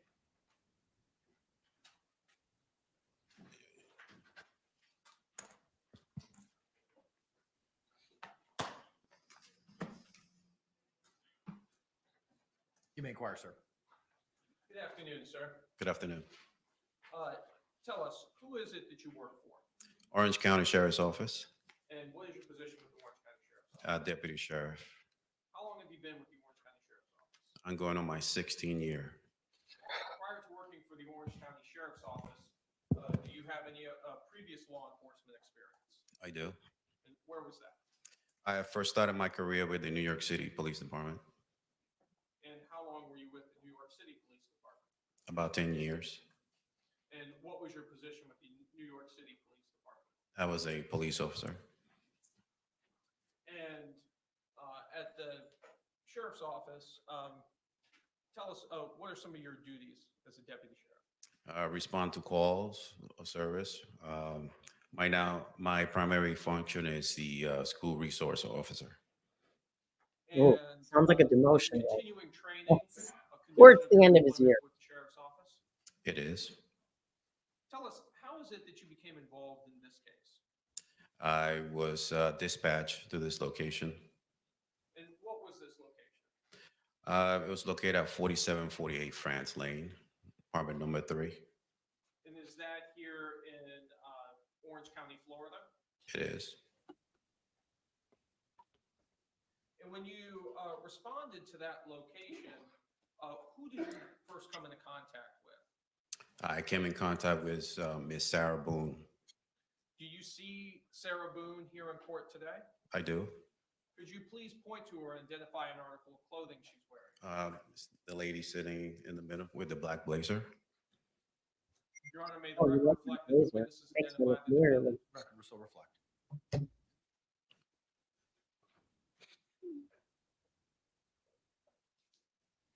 During the time that you were on the scene, did you have a body-worn camera? I did. And was that body-worn camera activated? It was.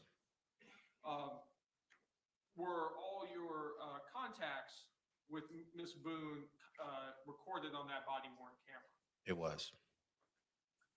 Were other deputies also on the scene at that time? Yes, And was Deputy Rodriguez there? she was. So would both of your body-worn cameras both captured some of the same time frames? Correct, yes. Did you have an occasion to go inside of the apartment? I did.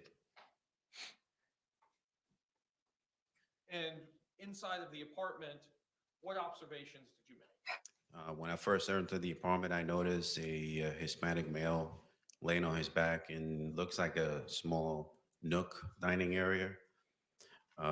Later identified Mr. George Torres.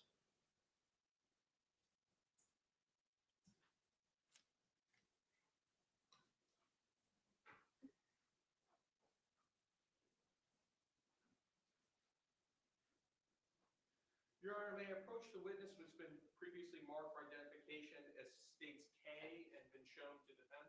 You may.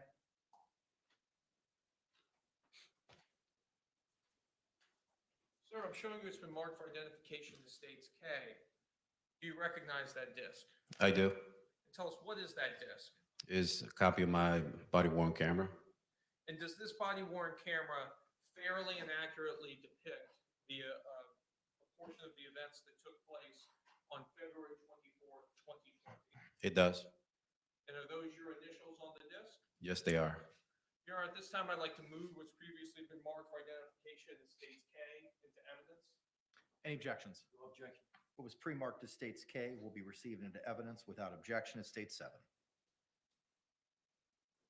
Your Honor, request permission to publish. You may.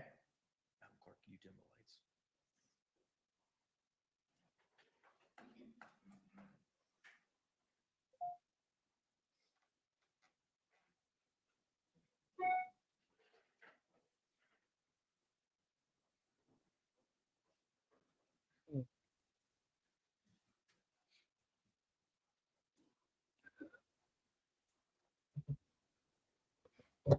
I'll be in there just under a half hour. I'm still in my pajamas from the bottom down, so I don't know.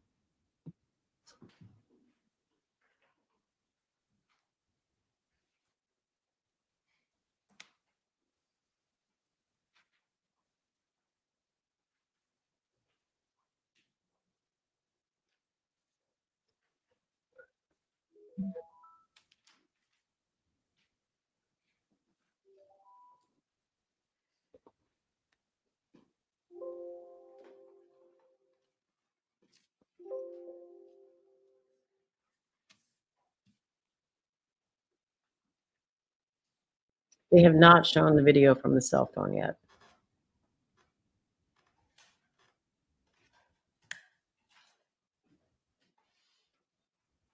Forgetting I can make sounds if I want to.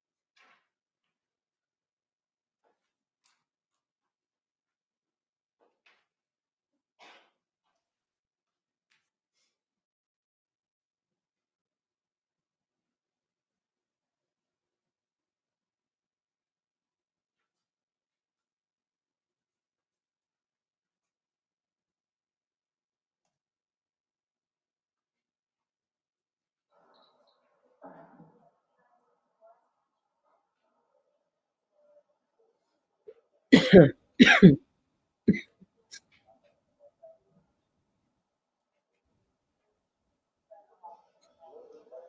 coming out now. I'll get you somebody, okay? So I'm going to get her snacks and a Dr. Pepper. She wants to say something.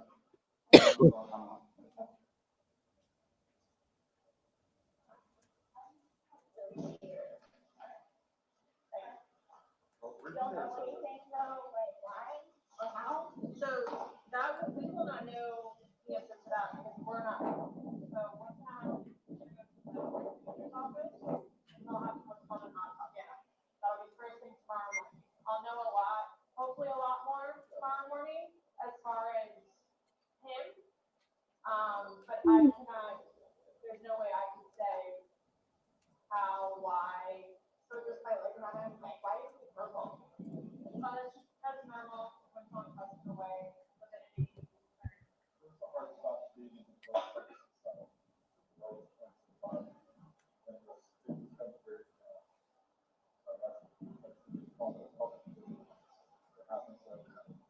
I'm like really scared. I want you guys to know that.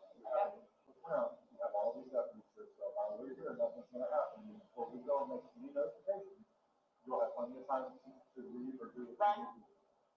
Whatever you need to do, okay? And we can talk about that more in the playback, right? That you, we're not excited to get started. But like, I don't, like, this was totally like not Intentional. intentional. Like, that's what I'm scared about too. Like, We'll have all the answers. We'll have a lot more answers tomorrow and then have a measure and we'll look at it. Like you said, what you're seeing here is common. This is us coming out. Protocol. Yeah, it's no real medical history that we know of. For those who have passed away, we come out. I know. We come out to an investigation. Medical examiner's office, we send you down, this is what we did. If he was 75 years old and had a heart condition, we wouldn't be here. I don't know what it is. Exactly, and that's what we're here to find out. We're just here to give you answers. The answers that you want, the answers that the family I want. really want to see my son. I really want to see my son. I mean, I know I can't go anywhere, but it's right.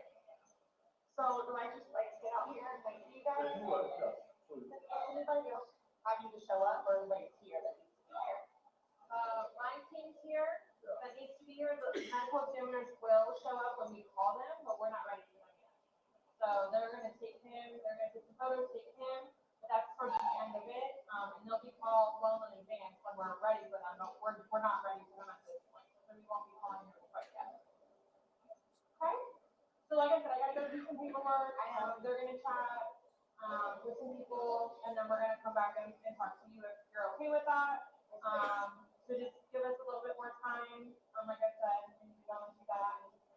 So, like, you guys tell his family like today or after tomorrow? You have to.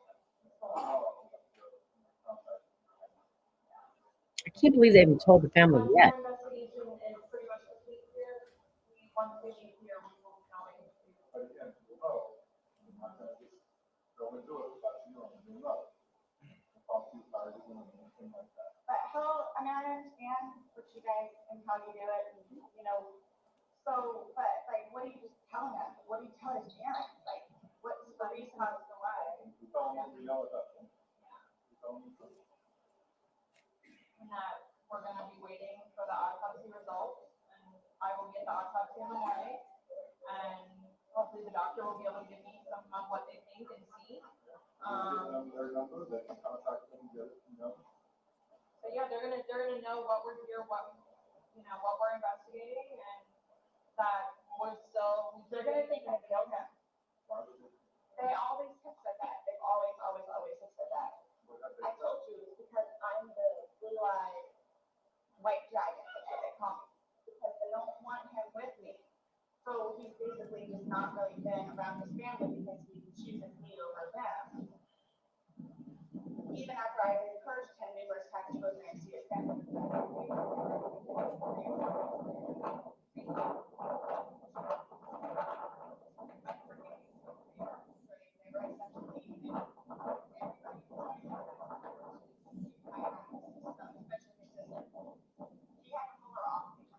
Do you have somewhere safe that you can go tonight?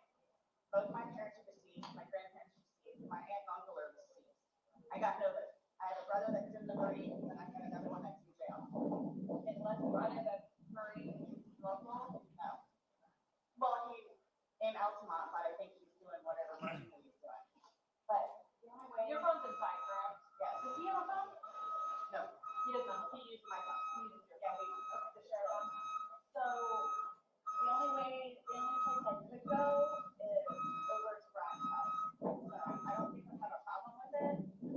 So, Well, like I said, we're not gonna leave here. If you do not feel safe, you're not gonna leave here. We do not feel safe. And then we're like, and then so I in Philadelphia. Oh, wow. Wow. Wait. What? What? So, you don't feel safe. So, we're not going to let you leave here while you don't seem safe because then we're liable. It's this kind of shit that is that what she just said? Not that it's relevant to this. So, but whatever. It's kind of stuff that pisses me off. Both my parents are deceased, my grandparents are deceased, my aunt and uncle are deceased. I got notice. I have a brother that's in the Marines, and I got another one that's in jail. unless you run it as Marine local? No. Well, he's in Altamont, but I think he's doing whatever Marine he's doing. But the only way. Your phone's inside, correct? Yes. Does he have a phone? No. He doesn't. He uses my phone. He uses your phone. The sheriff phone. So the only place I could go is over to Brad's house. I don't think I have a problem with it. So, well, like I said, we're not gonna leave here. If you do not feel safe, you're not gonna leave here. We do not feel safe. And then we're like, and then so I'm pretty sure that it's never reliable. there's gonna be a funeral. right? That you're talking like days and no, I'm talking right here, right now. So let me do my investigation. Let me go do this paperwork that I'm talking about because we can go back and forth about what it's like all day long. I know. So I promise we're not gonna leave here for you and you not feel safe. Right? please. I don't even know what to tell you. It's okay. Just take a seat and have some water. Give us a few minutes. Let us do our thing and we'll be back to talk to you, I promise, okay? Let them know. Thank you. Yeah. Thank you. You're welcome. Yeah. Okay.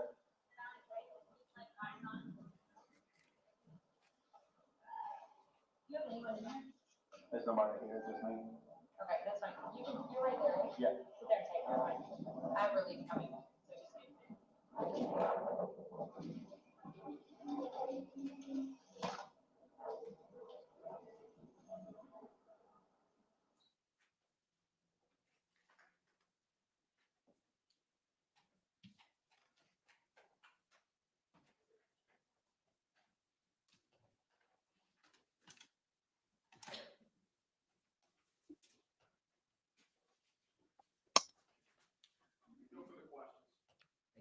Any cross-examination? No, sir. Can this witness be released? Yes, Your Honor. Yes. Thank you, sir. You're released, not subject to recall. Thank you. Thank you.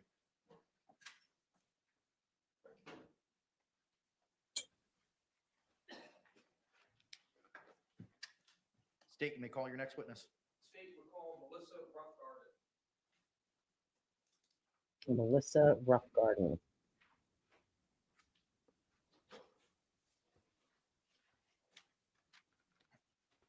Spell your name for the record for us. Melissa Roughgarden, Melissaroughgarden.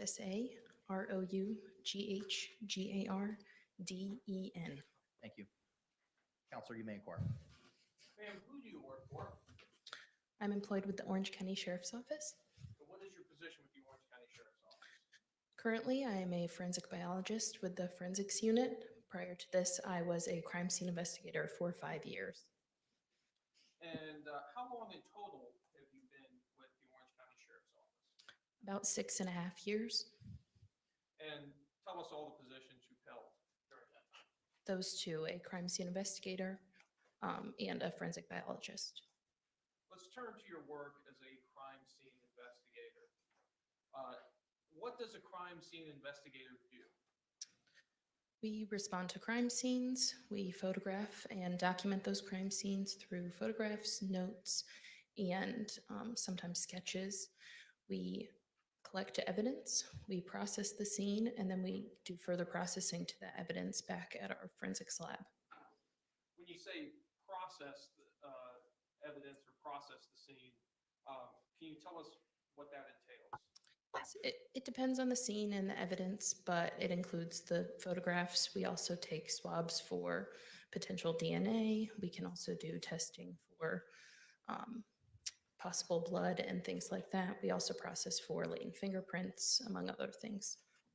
What type of training did you need in order to become a crime scene investigator?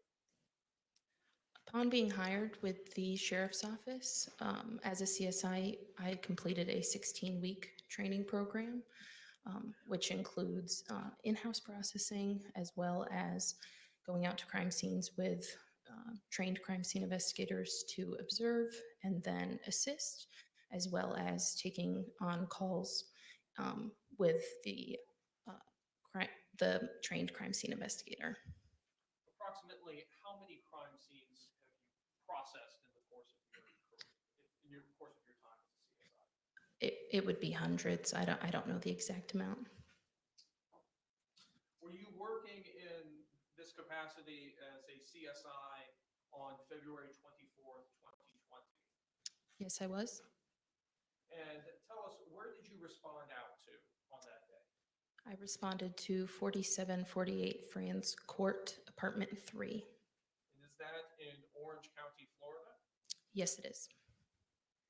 And when you responded to that scene, whom did you make contact with?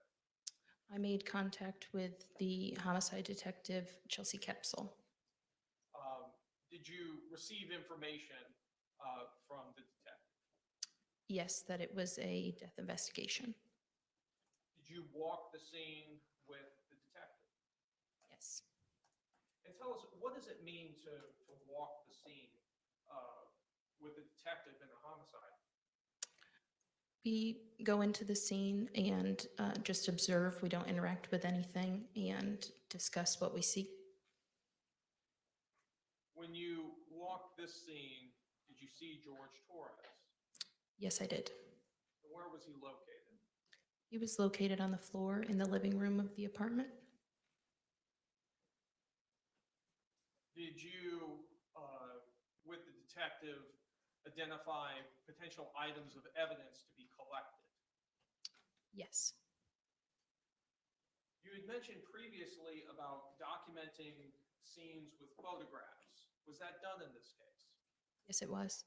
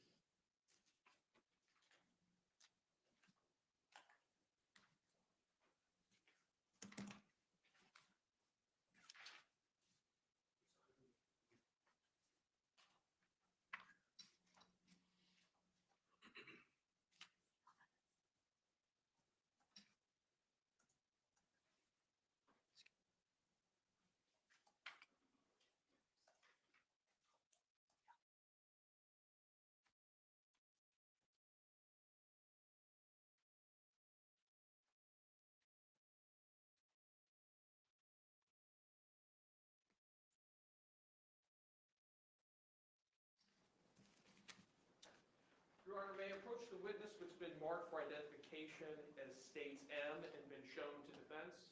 May.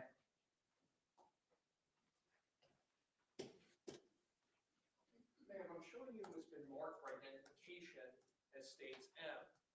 Can you take a look at the contents of State M to yourself and tell me if you recognize the items contained within States M?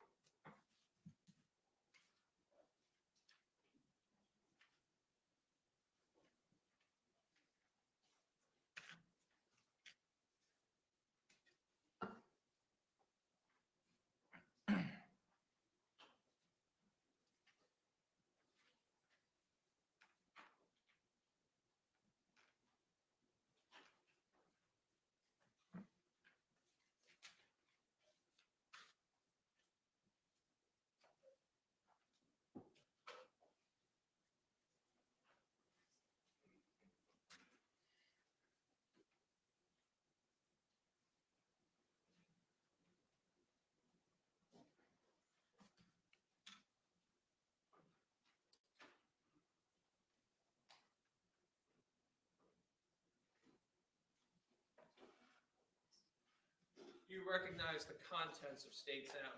Yes, I do. Tell us, what is the contents of State M? They are photographs I took on the crime scene. Do they fairly and accurately represent how that crime scene appeared on February 24th, 2020? Yes, they do.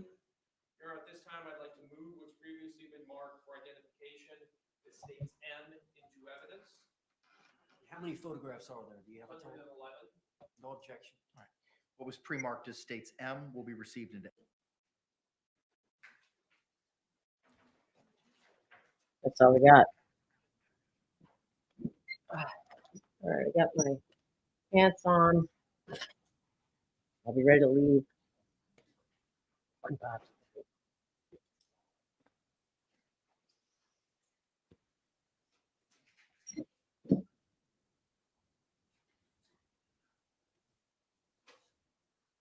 Mm.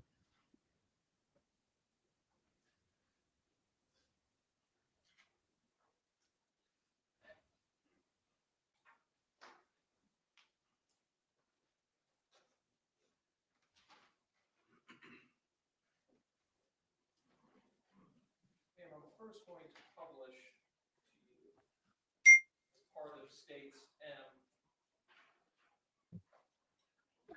Picture.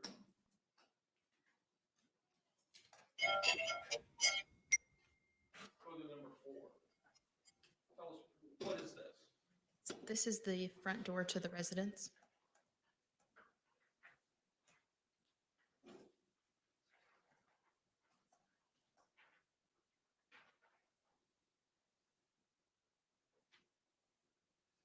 States 5. This is also the front door of the residence, just a closer image to the door.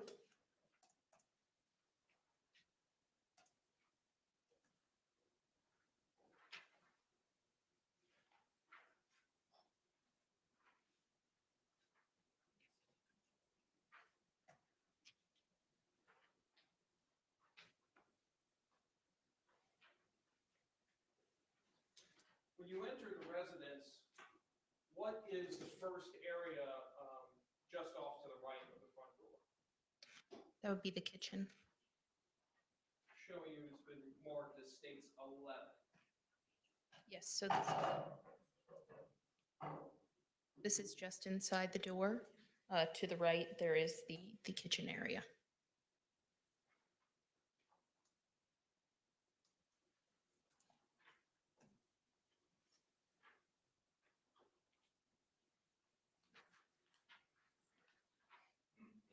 Showing you States 14. Yes. What is this a photo of? So this is the counter with the sink in the kitchen, and there's also the open area just above where you can see into the living room.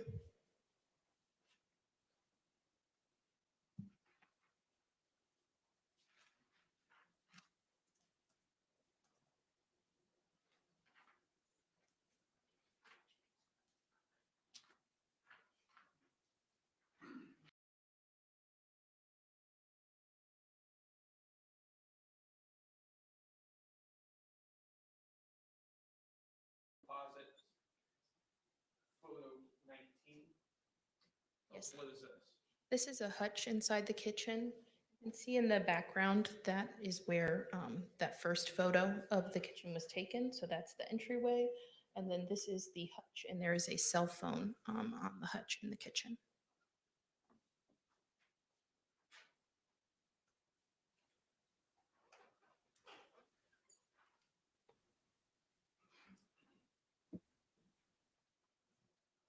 I thought all of a sudden I saw the image of like the other witness up there. I was like, did I switch the screen? This is the trash can in the kitchen. You can also see the hutch we were just looking at there on the side.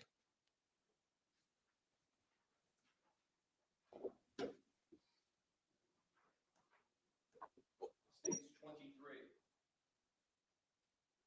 This is the contents of the trash can. You can see 2 wine bottles on the top of the trash. Did you also find receipts in that trash can as well? Yes.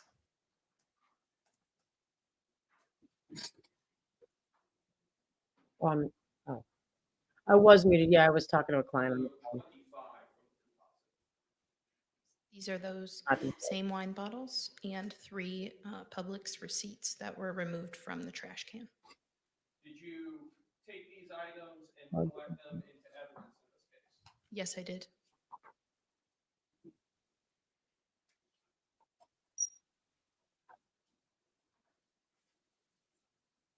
Ooh.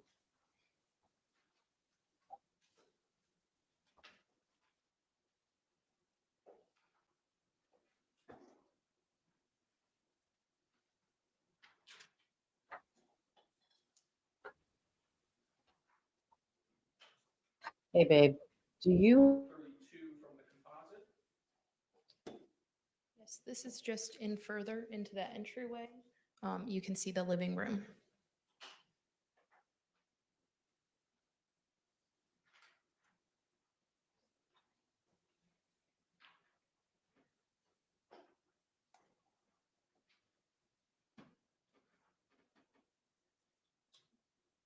Photo 35 from the composite. This is another photo of the living room. You can see the victim located on the floor and a suitcase in the bottom corner of the photograph.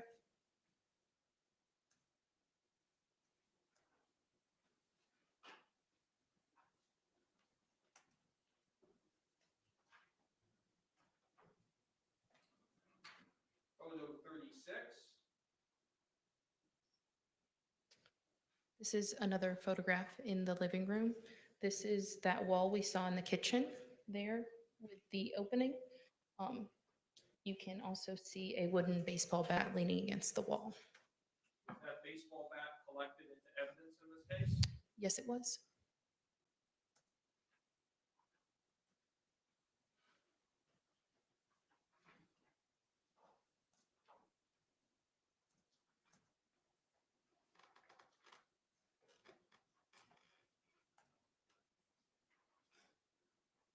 Photo 38. This is, excuse me. This is also a photograph of the living room, just the other side of the room.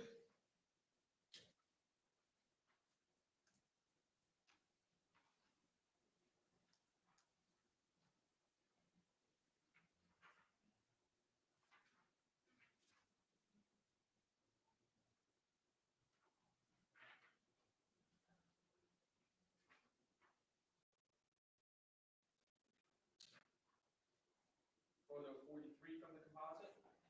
Yes. This photograph was taken in the living room. You can see the stairs leading to the second floor.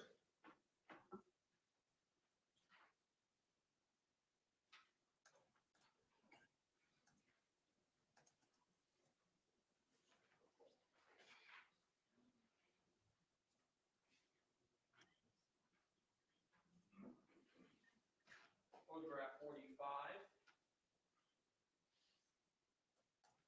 This is a photograph of the living room just from the other side of the room. You can see the front door in the middle back of the photo.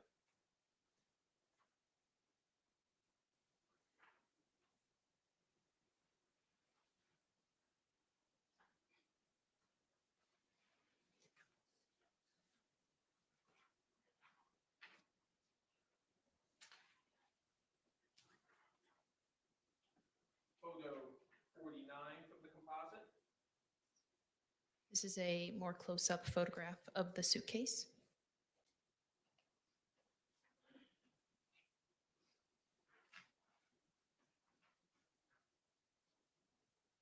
Photo 50.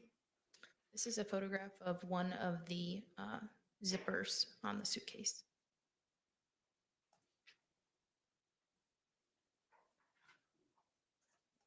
Photograph 51. This is a close-up picture of that same zipper. There is no zipper pull on it. It appeared to be a small wire of some sort, the pink wrapped around the zipper.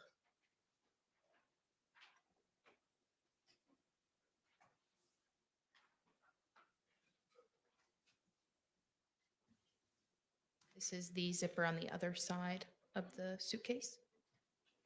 Just for the record, that's photograph 52.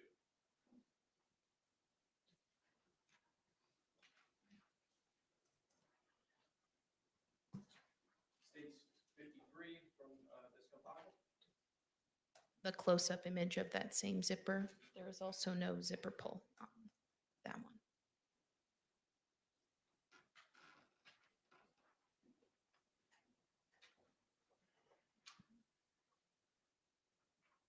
Photo 54 from the composite. This is the contents of the suitcase after just lifting the lid.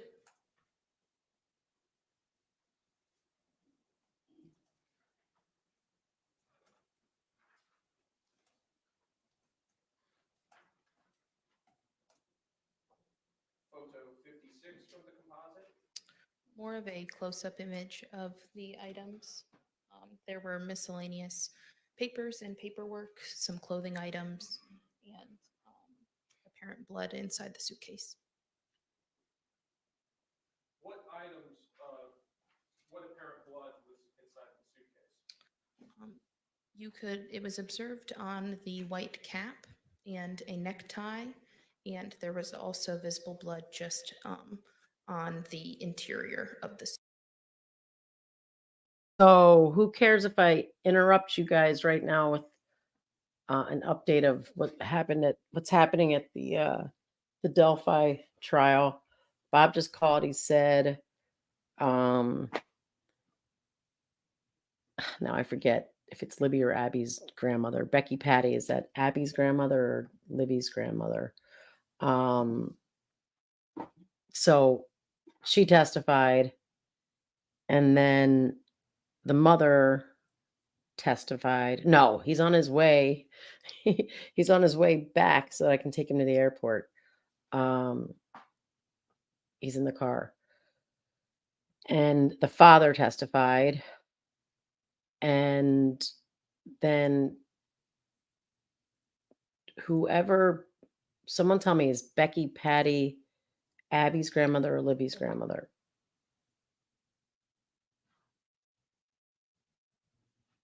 Well, whoever grandmother that is, and the other mother started to testify, and Bob left, and he said that the biggest bombshell of like stuff that we didn't know that came out, and then of course he started cutting out, but what he got was that, or what I heard before he moved on to like the next topic, was about the hair that was in Abby's hand, that they know it's a human hair, and they know it's not Abby's, it's not Libby's, it's not Richard's, but that it's a female hair.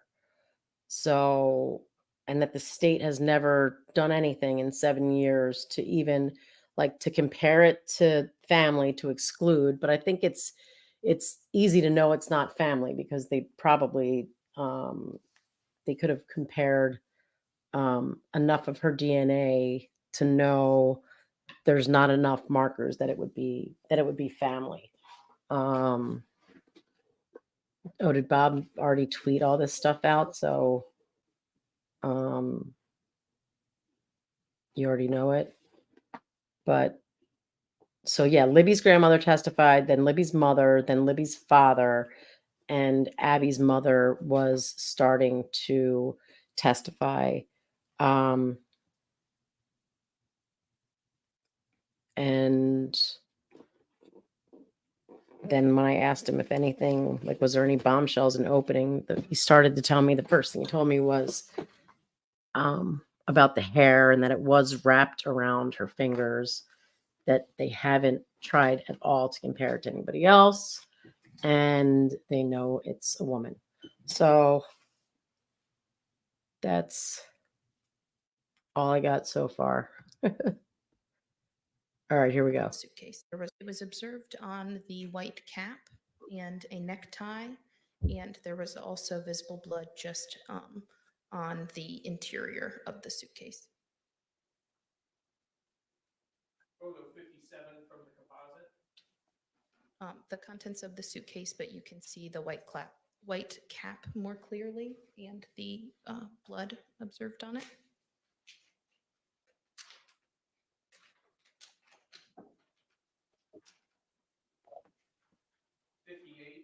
From the composite. You can see the necktie with blood. It appeared to be silver multicolored. And then there's also a diazepam syringe in the plastic casing there. It was prescribed to the victim. Diazepam syringe? Some heavy duty.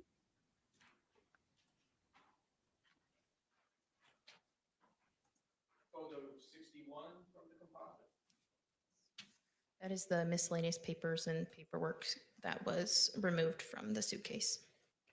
So all of this was in the suitcase with him? There's a tie and a syringe and papers, and he's about to fill it up to take it to... That's the suitcase after all of the items were removed.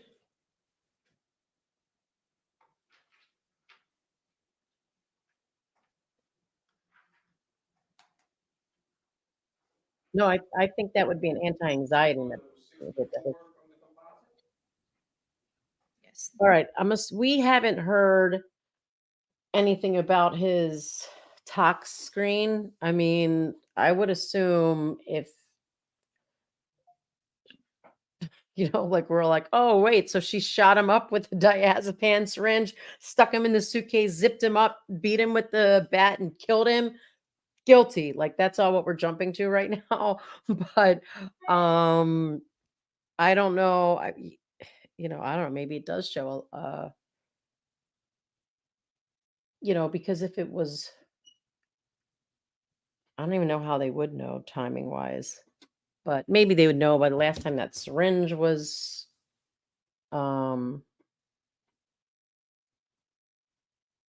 filled. But is that what they said? A diazepam syringe? Am I making this up? It sounded like syringe. Oh, she threw his meds in the suitcase with him. Like, here, don't sweat it. Take your diazepam. No, Michelle. I am just saying how easy it is to get carried away. Then we got Mandy put me right back on, track, saying that she, oh, that's a question. Did she throw his meds in the suitcase with him?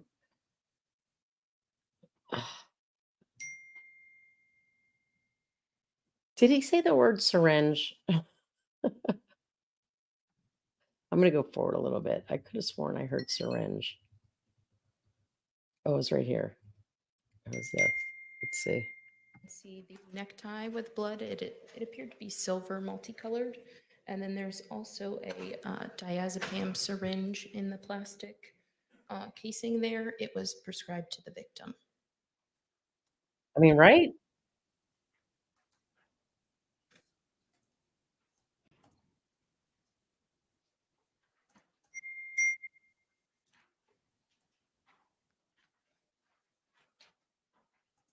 Photo 61 from the composite.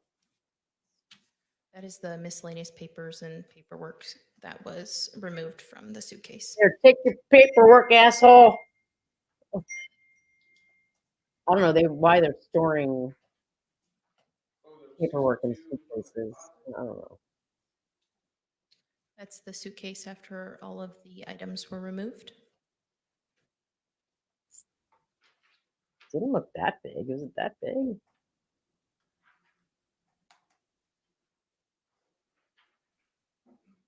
Photo 64 from the composite. All right. And I think Yes, that is what appeared to be some like small pieces of paper that appeared to be soaked with blood. Is this inside of the suitcase? Yes.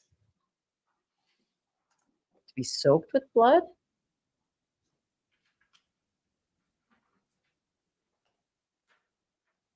Photo 65 from the composite. That is the baseball bat that was leaning against the wall in the living room. I mean, look, she didn't even try to hide the baseball bat. I don't think this is like a super premeditated thing. You know, like, come on. All right. Like I said, he had an injury in his mouth and it must have bled.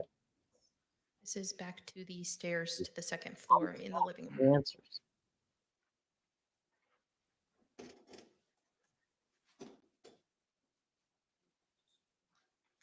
The court doesn't order medication like alcohol withdrawal. This is moving closer to the stairs to the second floor. Oh, I see what you're saying. I thought you were saying the court ordered that medication for alcohol withdrawal. Photo 70 from the composite. Photographing more of the staircase.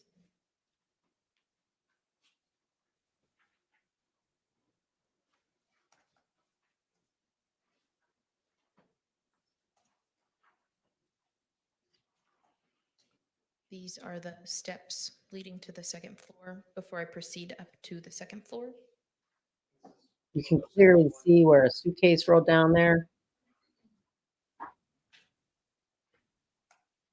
Photo 72 from the composite. The upper portion of the stairs leading to the second floor. My alarm's going off telling me to pick up Scarlett at volleyball. How many bedrooms were on the second floor of the unit? There were 2 bedrooms. That's what I thought, Dizzy, 103 pounds. 'Cause I remember thinking, wow, this guy's tiny. What else were they taking? This is the hallway. You can see a closet in the hallway and then the door to one of the bedrooms. Does this appear to be a child's room? Yes, it did.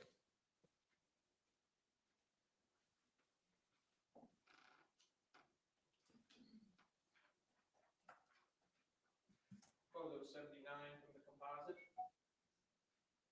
This is a photograph within the child's bedroom.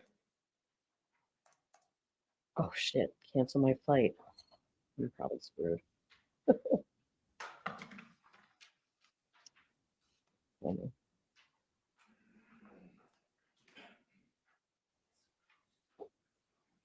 Let me know if I can cancel just my flight.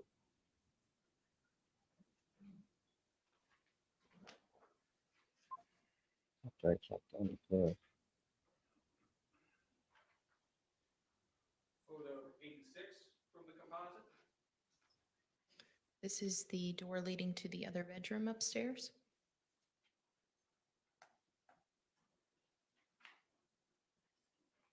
Did this other bedroom also contain a bathroom? Yes, it did.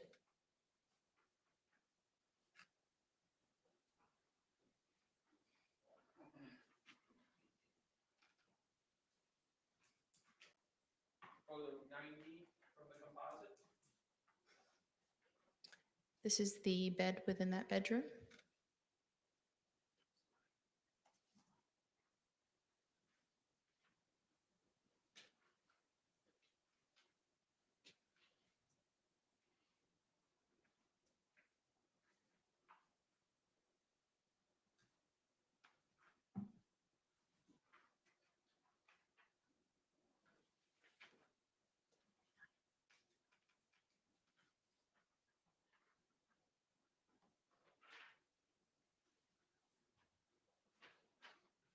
Photo 97 from the composite. This is the bathroom.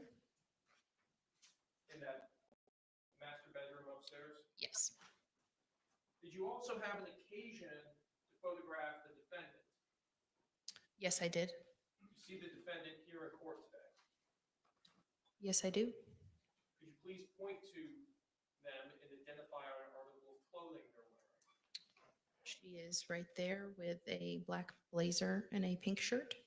Your Honor, may the record reflect that the witnesses identified the defendant? Record so reflect.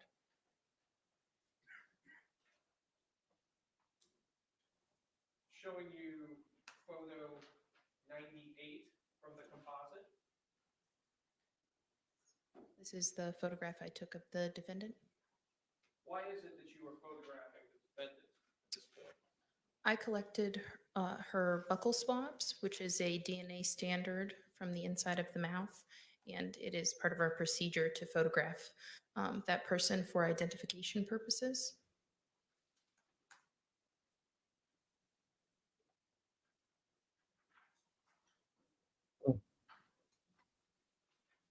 Do you also document the rest of her body as well at that time? Yes, I did. Publishing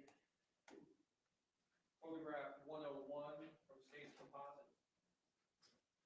This is a photograph of her hands facing upward.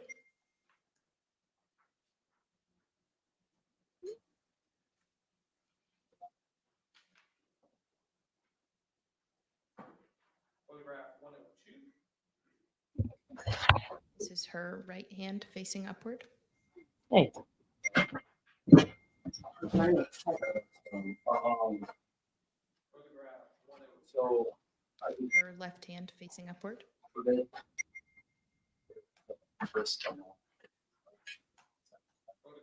104. Both of her hands facing downward, so the tops of her hands.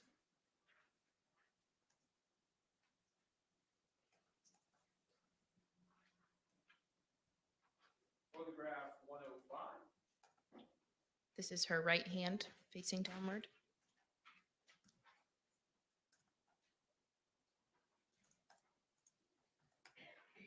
Photograph 106.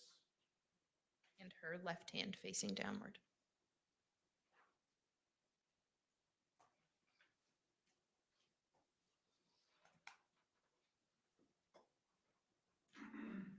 Photograph 107.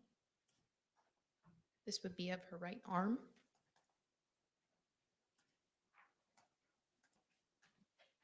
Photograph 108. Her left arm.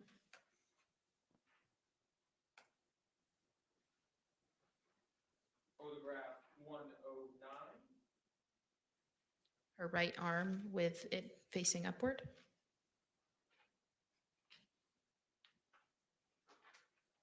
Photograph 110. Her left arm with her arm facing upward. During the time you were interacting with the defendant, did she ever indicate to you that she had any injuries? No.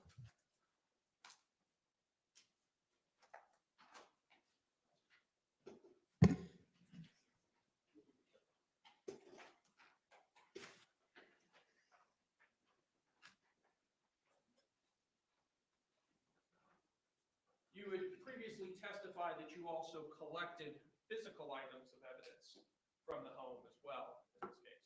Yes, I did.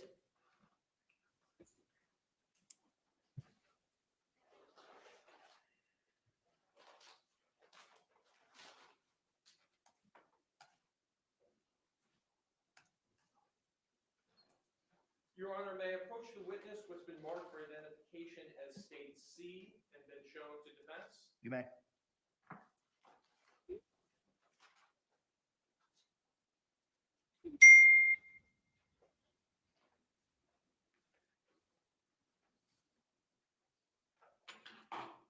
Ma'am, I'm assuming it was remarked for identification as State C. Can you take a look at that package for me?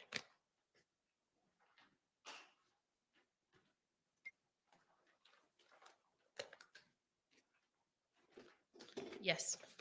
Do you recognize that package? Yes, I do. And tell us, what is that package? These are the 2 wine bottles that were collected from the trash can. Is your name on that package? Yes, my name is on the Orange County Sheriff's Office evidence label that I filled out, and my initials are on the evidence seal from when I sealed the package. And it also has your agency case number and the location information for this case. Yes, that is correct. Ma'am, could you open the contents of States C and look at it to yourself?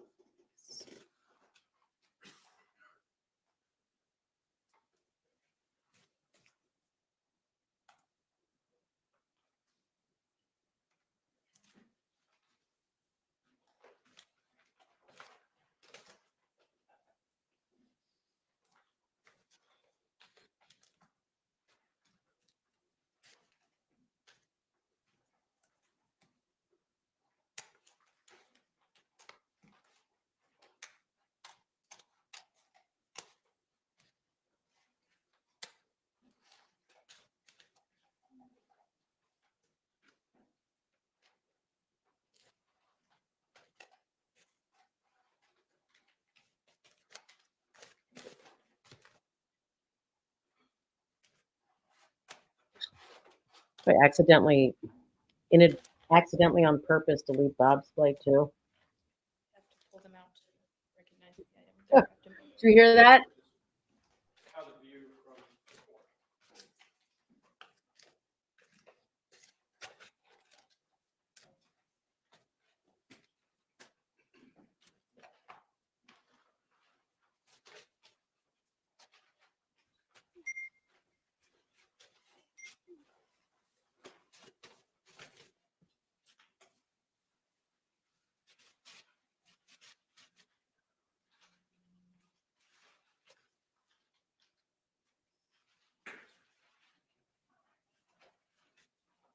I wonder if I could try again.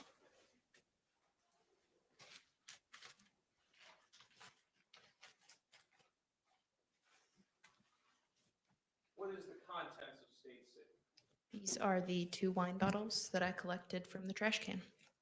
Are these wine bottles in the same or substantially the same condition as they were at the time that you packaged them on February 24th, 2020? Yes, the same time I collected them that day.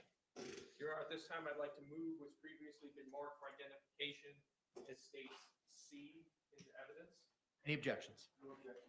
What was All right, guys, before we get to that, I'm going to share the tox report that, unless Dizzy's already told everybody, and then I don't need to share it, I guess, that Dizzy sent me because she's Johnny on the spot. Let's see.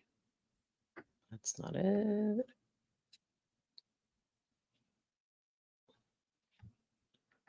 All right.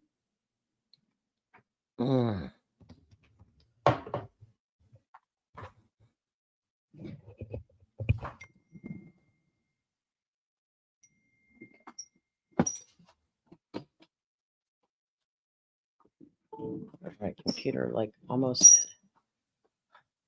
So get over here, present, stop share, share screen, no window. That's it. Yeah. Okay. So let me see what you guys are seeing. Oops, no, I didn't mean to do that. You guys don't need to see this. All right. Okay, so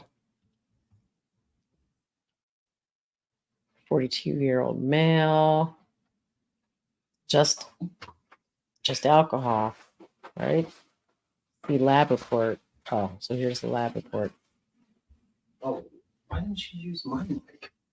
I didn't know. I'm gonna leave this for you. But there's okay, here we go. Got it. All right, so he didn't even have like any opiates, so he didn't take his medicine. No drugs in his system at all. Just the alcohol. And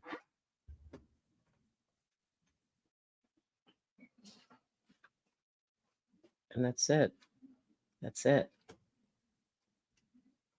So she did not drug him, throw him in, zip him up, murder him, like we all wanted to suspect after we heard about that, or at least I did. No, I'm just kidding. After we heard about that syringe in the suitcase. Thank you, Dizzy, per usual. The best, the absolute best. Oh, now people got questions. How tall was he? Let's see, it's got to be on here. I'm sure Dizzy can just answer. 42-year-old white male, found dead February 21st. Positional asphyxia.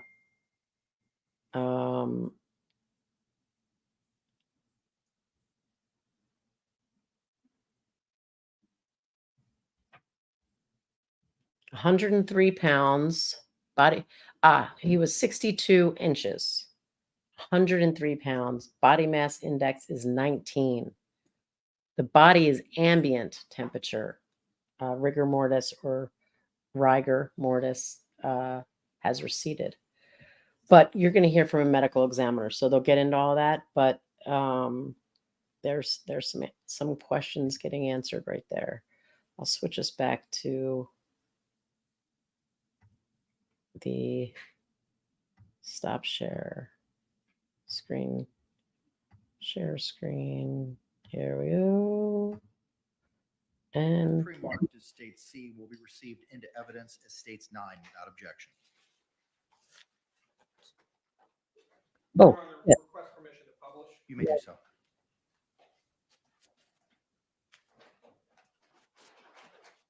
You can unwrap it now.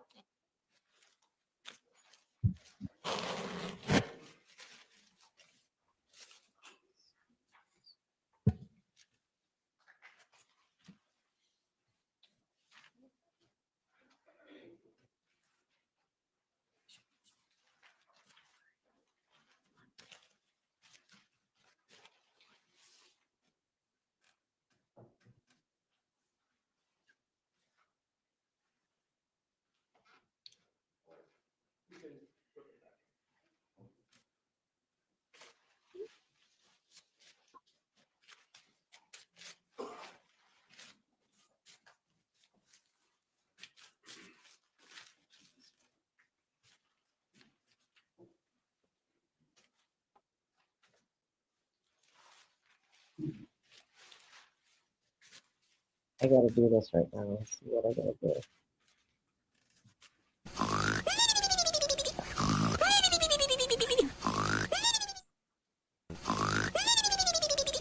I thought there was also something that said 4. Or maybe that was just the guy. You also have occasion to Jane collect the baseball bat from the living room. Yes, I did. Baseball bat left right there in the open. Your Honor, may approach the witness who's been previously marked for identification. Ready? As states B and shown. All right, guys. I'll see you later. Stream's going to stay open. Babe, say bye to people. Love y'all. Showing you it's been marked for Love y'all. identification. Allie's going live tonight with all the Take updates. a look at this We item. had to destroy our whole Berkshire's thing. You know.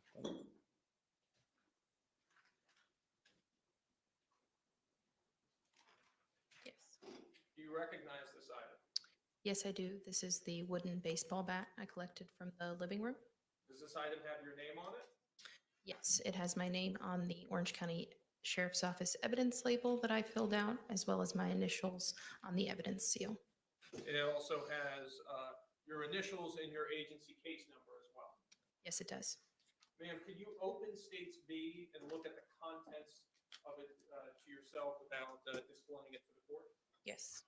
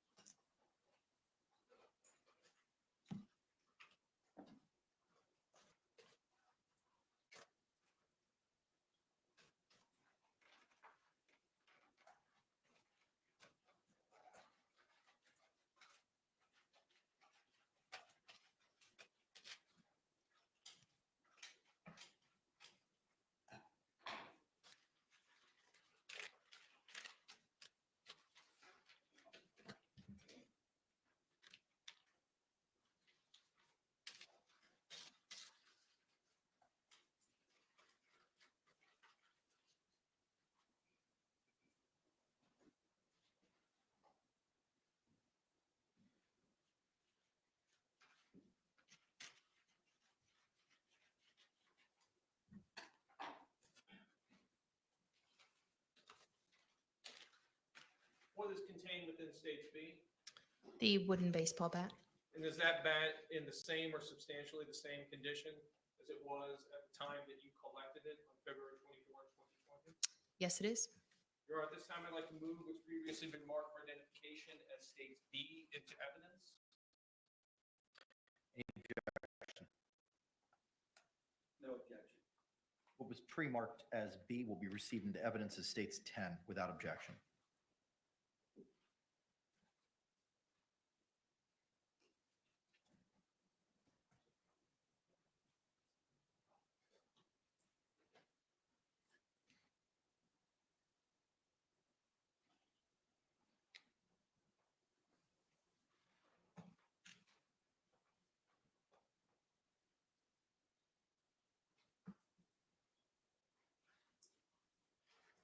Your Honor, request permission to publish. You may.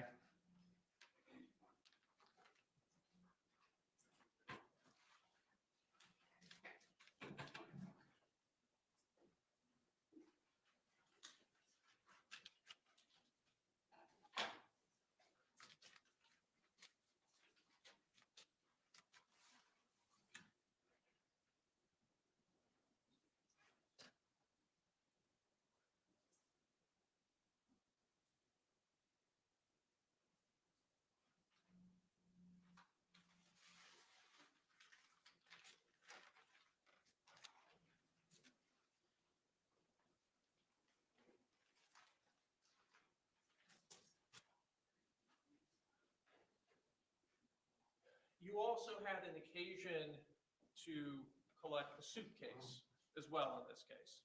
Yes, I did. Prior to placing the suitcase into evidence, did you process it? I took measurements of the suitcase. What are the measurements of the suitcase?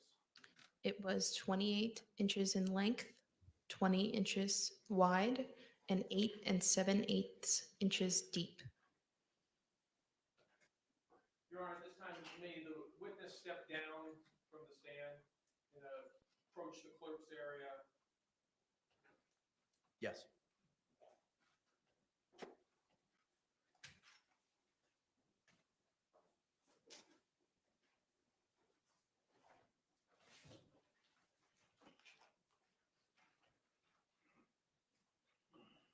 Ma'am, I'm showing you what's been marked for identification as States A. Tell me, do you recognize this item? Tell us, what is this item? This is the suitcase I collected from the living room. And how is it that you know that this is a suitcase you collected from the living room? It has the Orange County Sheriff's Office evidence label that I labeled with the item description. It also contains my name and the agent's case number, and my initials are also on the evidence sheet. Ma'am, at this time, could you open States A and look at the contents of it to yourself?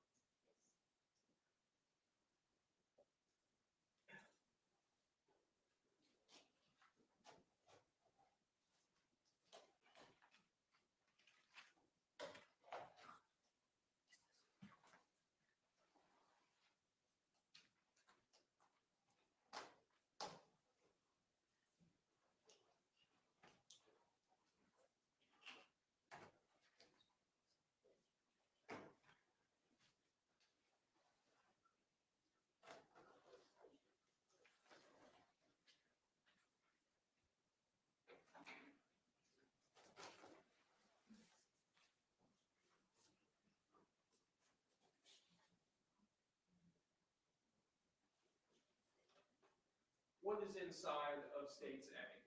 This is the suitcase I collected from the living room. And does it appear to be in the same or substantially the same condition as the time that you collected it and placed it into evidence? Yes. Your Honor, at this time, I'd like to move what's been marked for identification as States A into evidence. Any objections? No objection. What was pre-marked as A will be received into evidence without objection as States 11. And Your Honor, at this time, I'd ask for permission to publish States A to the jury. You may.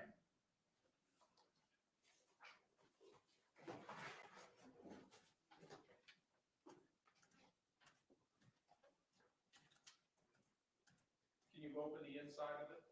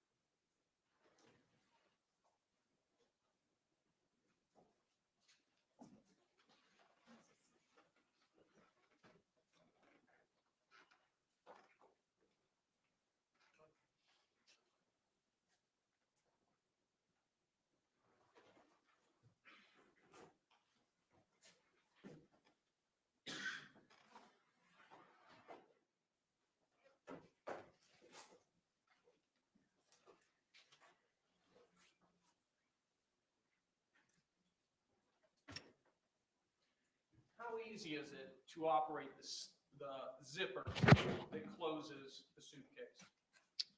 It was a little difficult.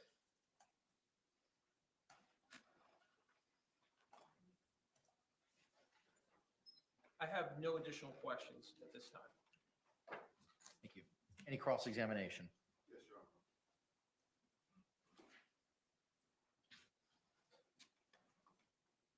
Good afternoon. Good afternoon. Are you also referred to as a medical examiner investigator as opposed to just crime scene investigator? No, that is not my title. Do you do reports that that the medical examiner necessarily relies upon in the process of doing the autopsy and additional investigations? You would have to ask them. Who makes the decision at the scene as to what items will be photographed and what items will be taken into custody, and what items will necessarily be tested or analyzed? That's a collaborative effort between the crime scene investigator and the lead detective while on scene. That would be yourself, and who was the lead detective? The lead detective was Chelsea Kepsel. Now, you authored a report in this matter, did you not? Yes, And that report was utilized, if you in fact know, by the medical examiner in developing her autopsy report, was it not? I do not know. In your report, did you advise the medical, or whomever might read your report, that in fact the body had been removed from the suitcase by first offenders or first responders? No, I don't believe so. And we know that you have the capacity to do DNA analysis, correct? No, we process DNA or collect swabs for DNA, and then that's submitted to the Florida Department of Law Enforcement for conventional DNA analysis. So you did that with a sample from the inside of Sarah Boone's mouth. Her buccal swabs were submitted to the FDLE. And who made that decision? The detective and I. Who made the decision not to bother to do a DNA analysis on the blood from the items within the suitcase or the suitcase itself? That was a discussion between the detective and I. And you chose not to do that. No, we did not. You assumed the blood inside the suitcase belonged to George Torres, correct? There was blood observed in the suitcase. But you don't know who that belonged to because you didn't bother to analyze it or have it analyzed, correct? The blood was not tested. Now, State's Exhibit B, the bat, you took that into evidence. Was that again a collaborative decision by yourself and the lead detective? Yes. And what efforts did you make to have the bat analyzed, given the fact that it was apparently evidence? It was just collected as evidence from the scene. Did you advise either the lead detective or anybody else involved with this investigation that there may be matters that could be analyzed when analyzing the bat that would help or assist in the investigation of this matter? It's my job to do the documentation and the collection of evidence. Well, you said it was a collaborative effort between yourself and the lead detective, so did you participate in that decision? we chose to collect the bat and put it into evidence. And so there was a fiber analysis done on the bat to determine whether or not it was used to strike George Torres when he was in the suitcase. Was there not? Pardon? In fact, there was not, was there? There was no effort to analyze bat. I'm going to object. I don't believe the witness had an opportunity to answer the question. Sustained. Sorry. Please. Can you repeat the question? If I can remember it, I will. Do you know that there was any effort made in this particular investigation, the investigation of Sarah Boone, to analyze the bat for fibers? No, there was not. And why was that not done? It was not done. You indicated that you had some interaction with Ms. Boone, is that correct? I collected her buccal swabs. Did you speak with her? In collecting her buccal swabs, yes. Did you speak to any other witnesses? No. Did you make any determination of other matters that might be of import or evidentiary value when you were going through the house and taking photographs and documenting the interior of the townhouse? You'll have to be more specific. Well, how many pictures of the child's bedroom did we see? Here today, Yes, ma'am. we saw the entrance to the bedroom as well as a photograph of the interior of the bedroom. What was the evidentiary value of that? It's my job to photograph and document while on scene, so the rooms in the upstairs were photographed and documented. Did you photograph holes in the wall, possibly made by the victim? I don't recall photographing holes in the wall, no. Did you take photographs of items within the house or throughout the house that may have depicted incidents of prior violence? You'll have to be more specific. How about bloody pillowcases? Did you make any effort to collect and analyze pillowcases of the rooms that you were photographing? No. Who made you have significant experience with zippers? I use zippers regularly, yes. Enough to have an opinion as to whether or not a zipper is stuck or not. Is what? Sorry? You testified on direct that the zipper was a little tight. Just that it was difficult without the zipper pulls to use the zipper. And that was your opinion. Yes, from opening the suitcase here today. Today, you only tested it today? Pardon? You only today have for the first time tested the ability to pull open the zipper on the suitcase? No, I'm saying it was difficult today. A redirect examination. Yes, Your Honor.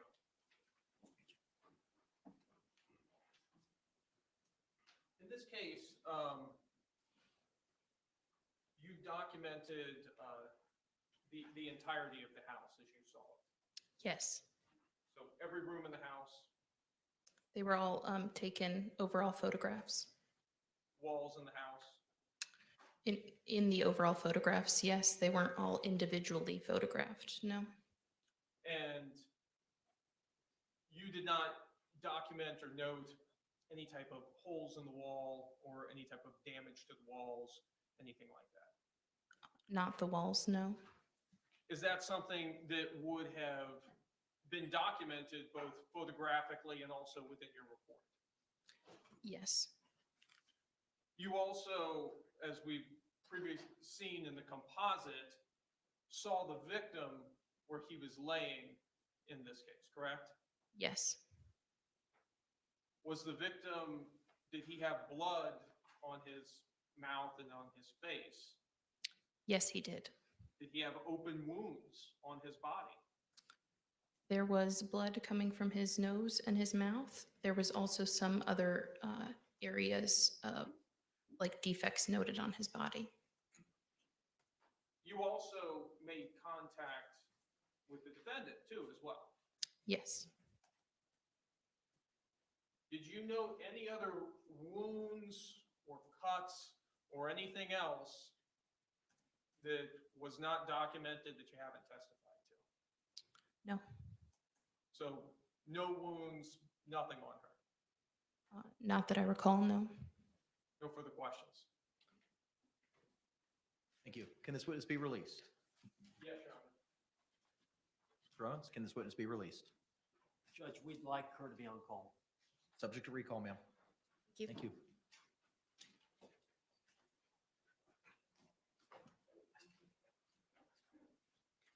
Can the parties approach?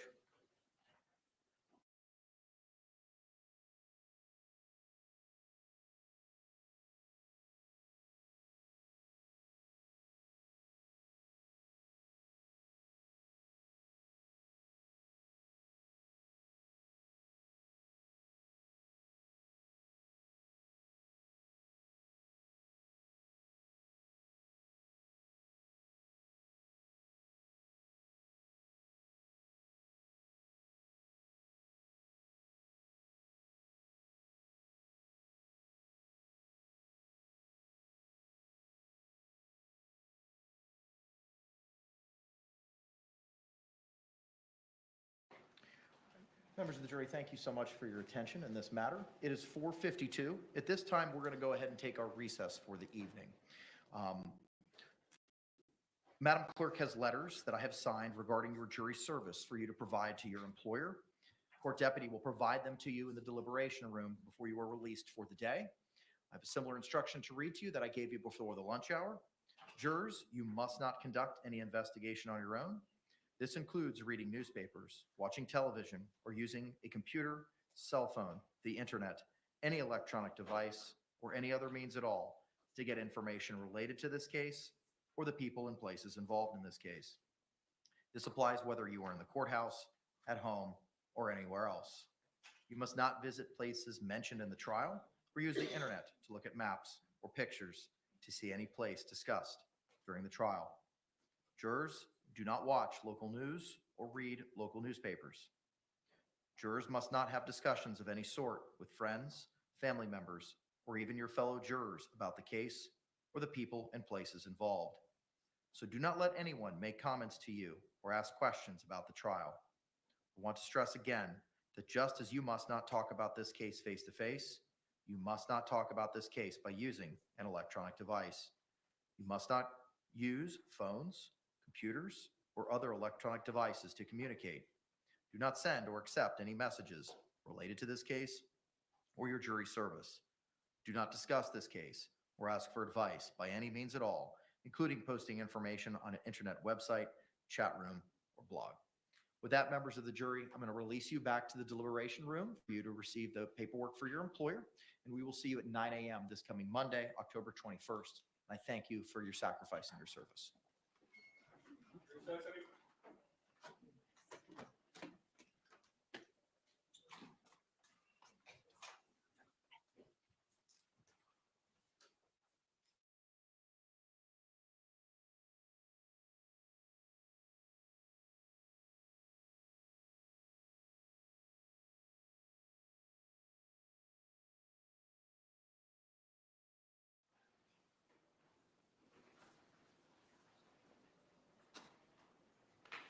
Y'all may be seated. Thank you. State, anything else we need to discuss? Not from the state. Defense. All right. Thank you all very much. We will see you at 9 a.m. Monday, October 21. We're off the record.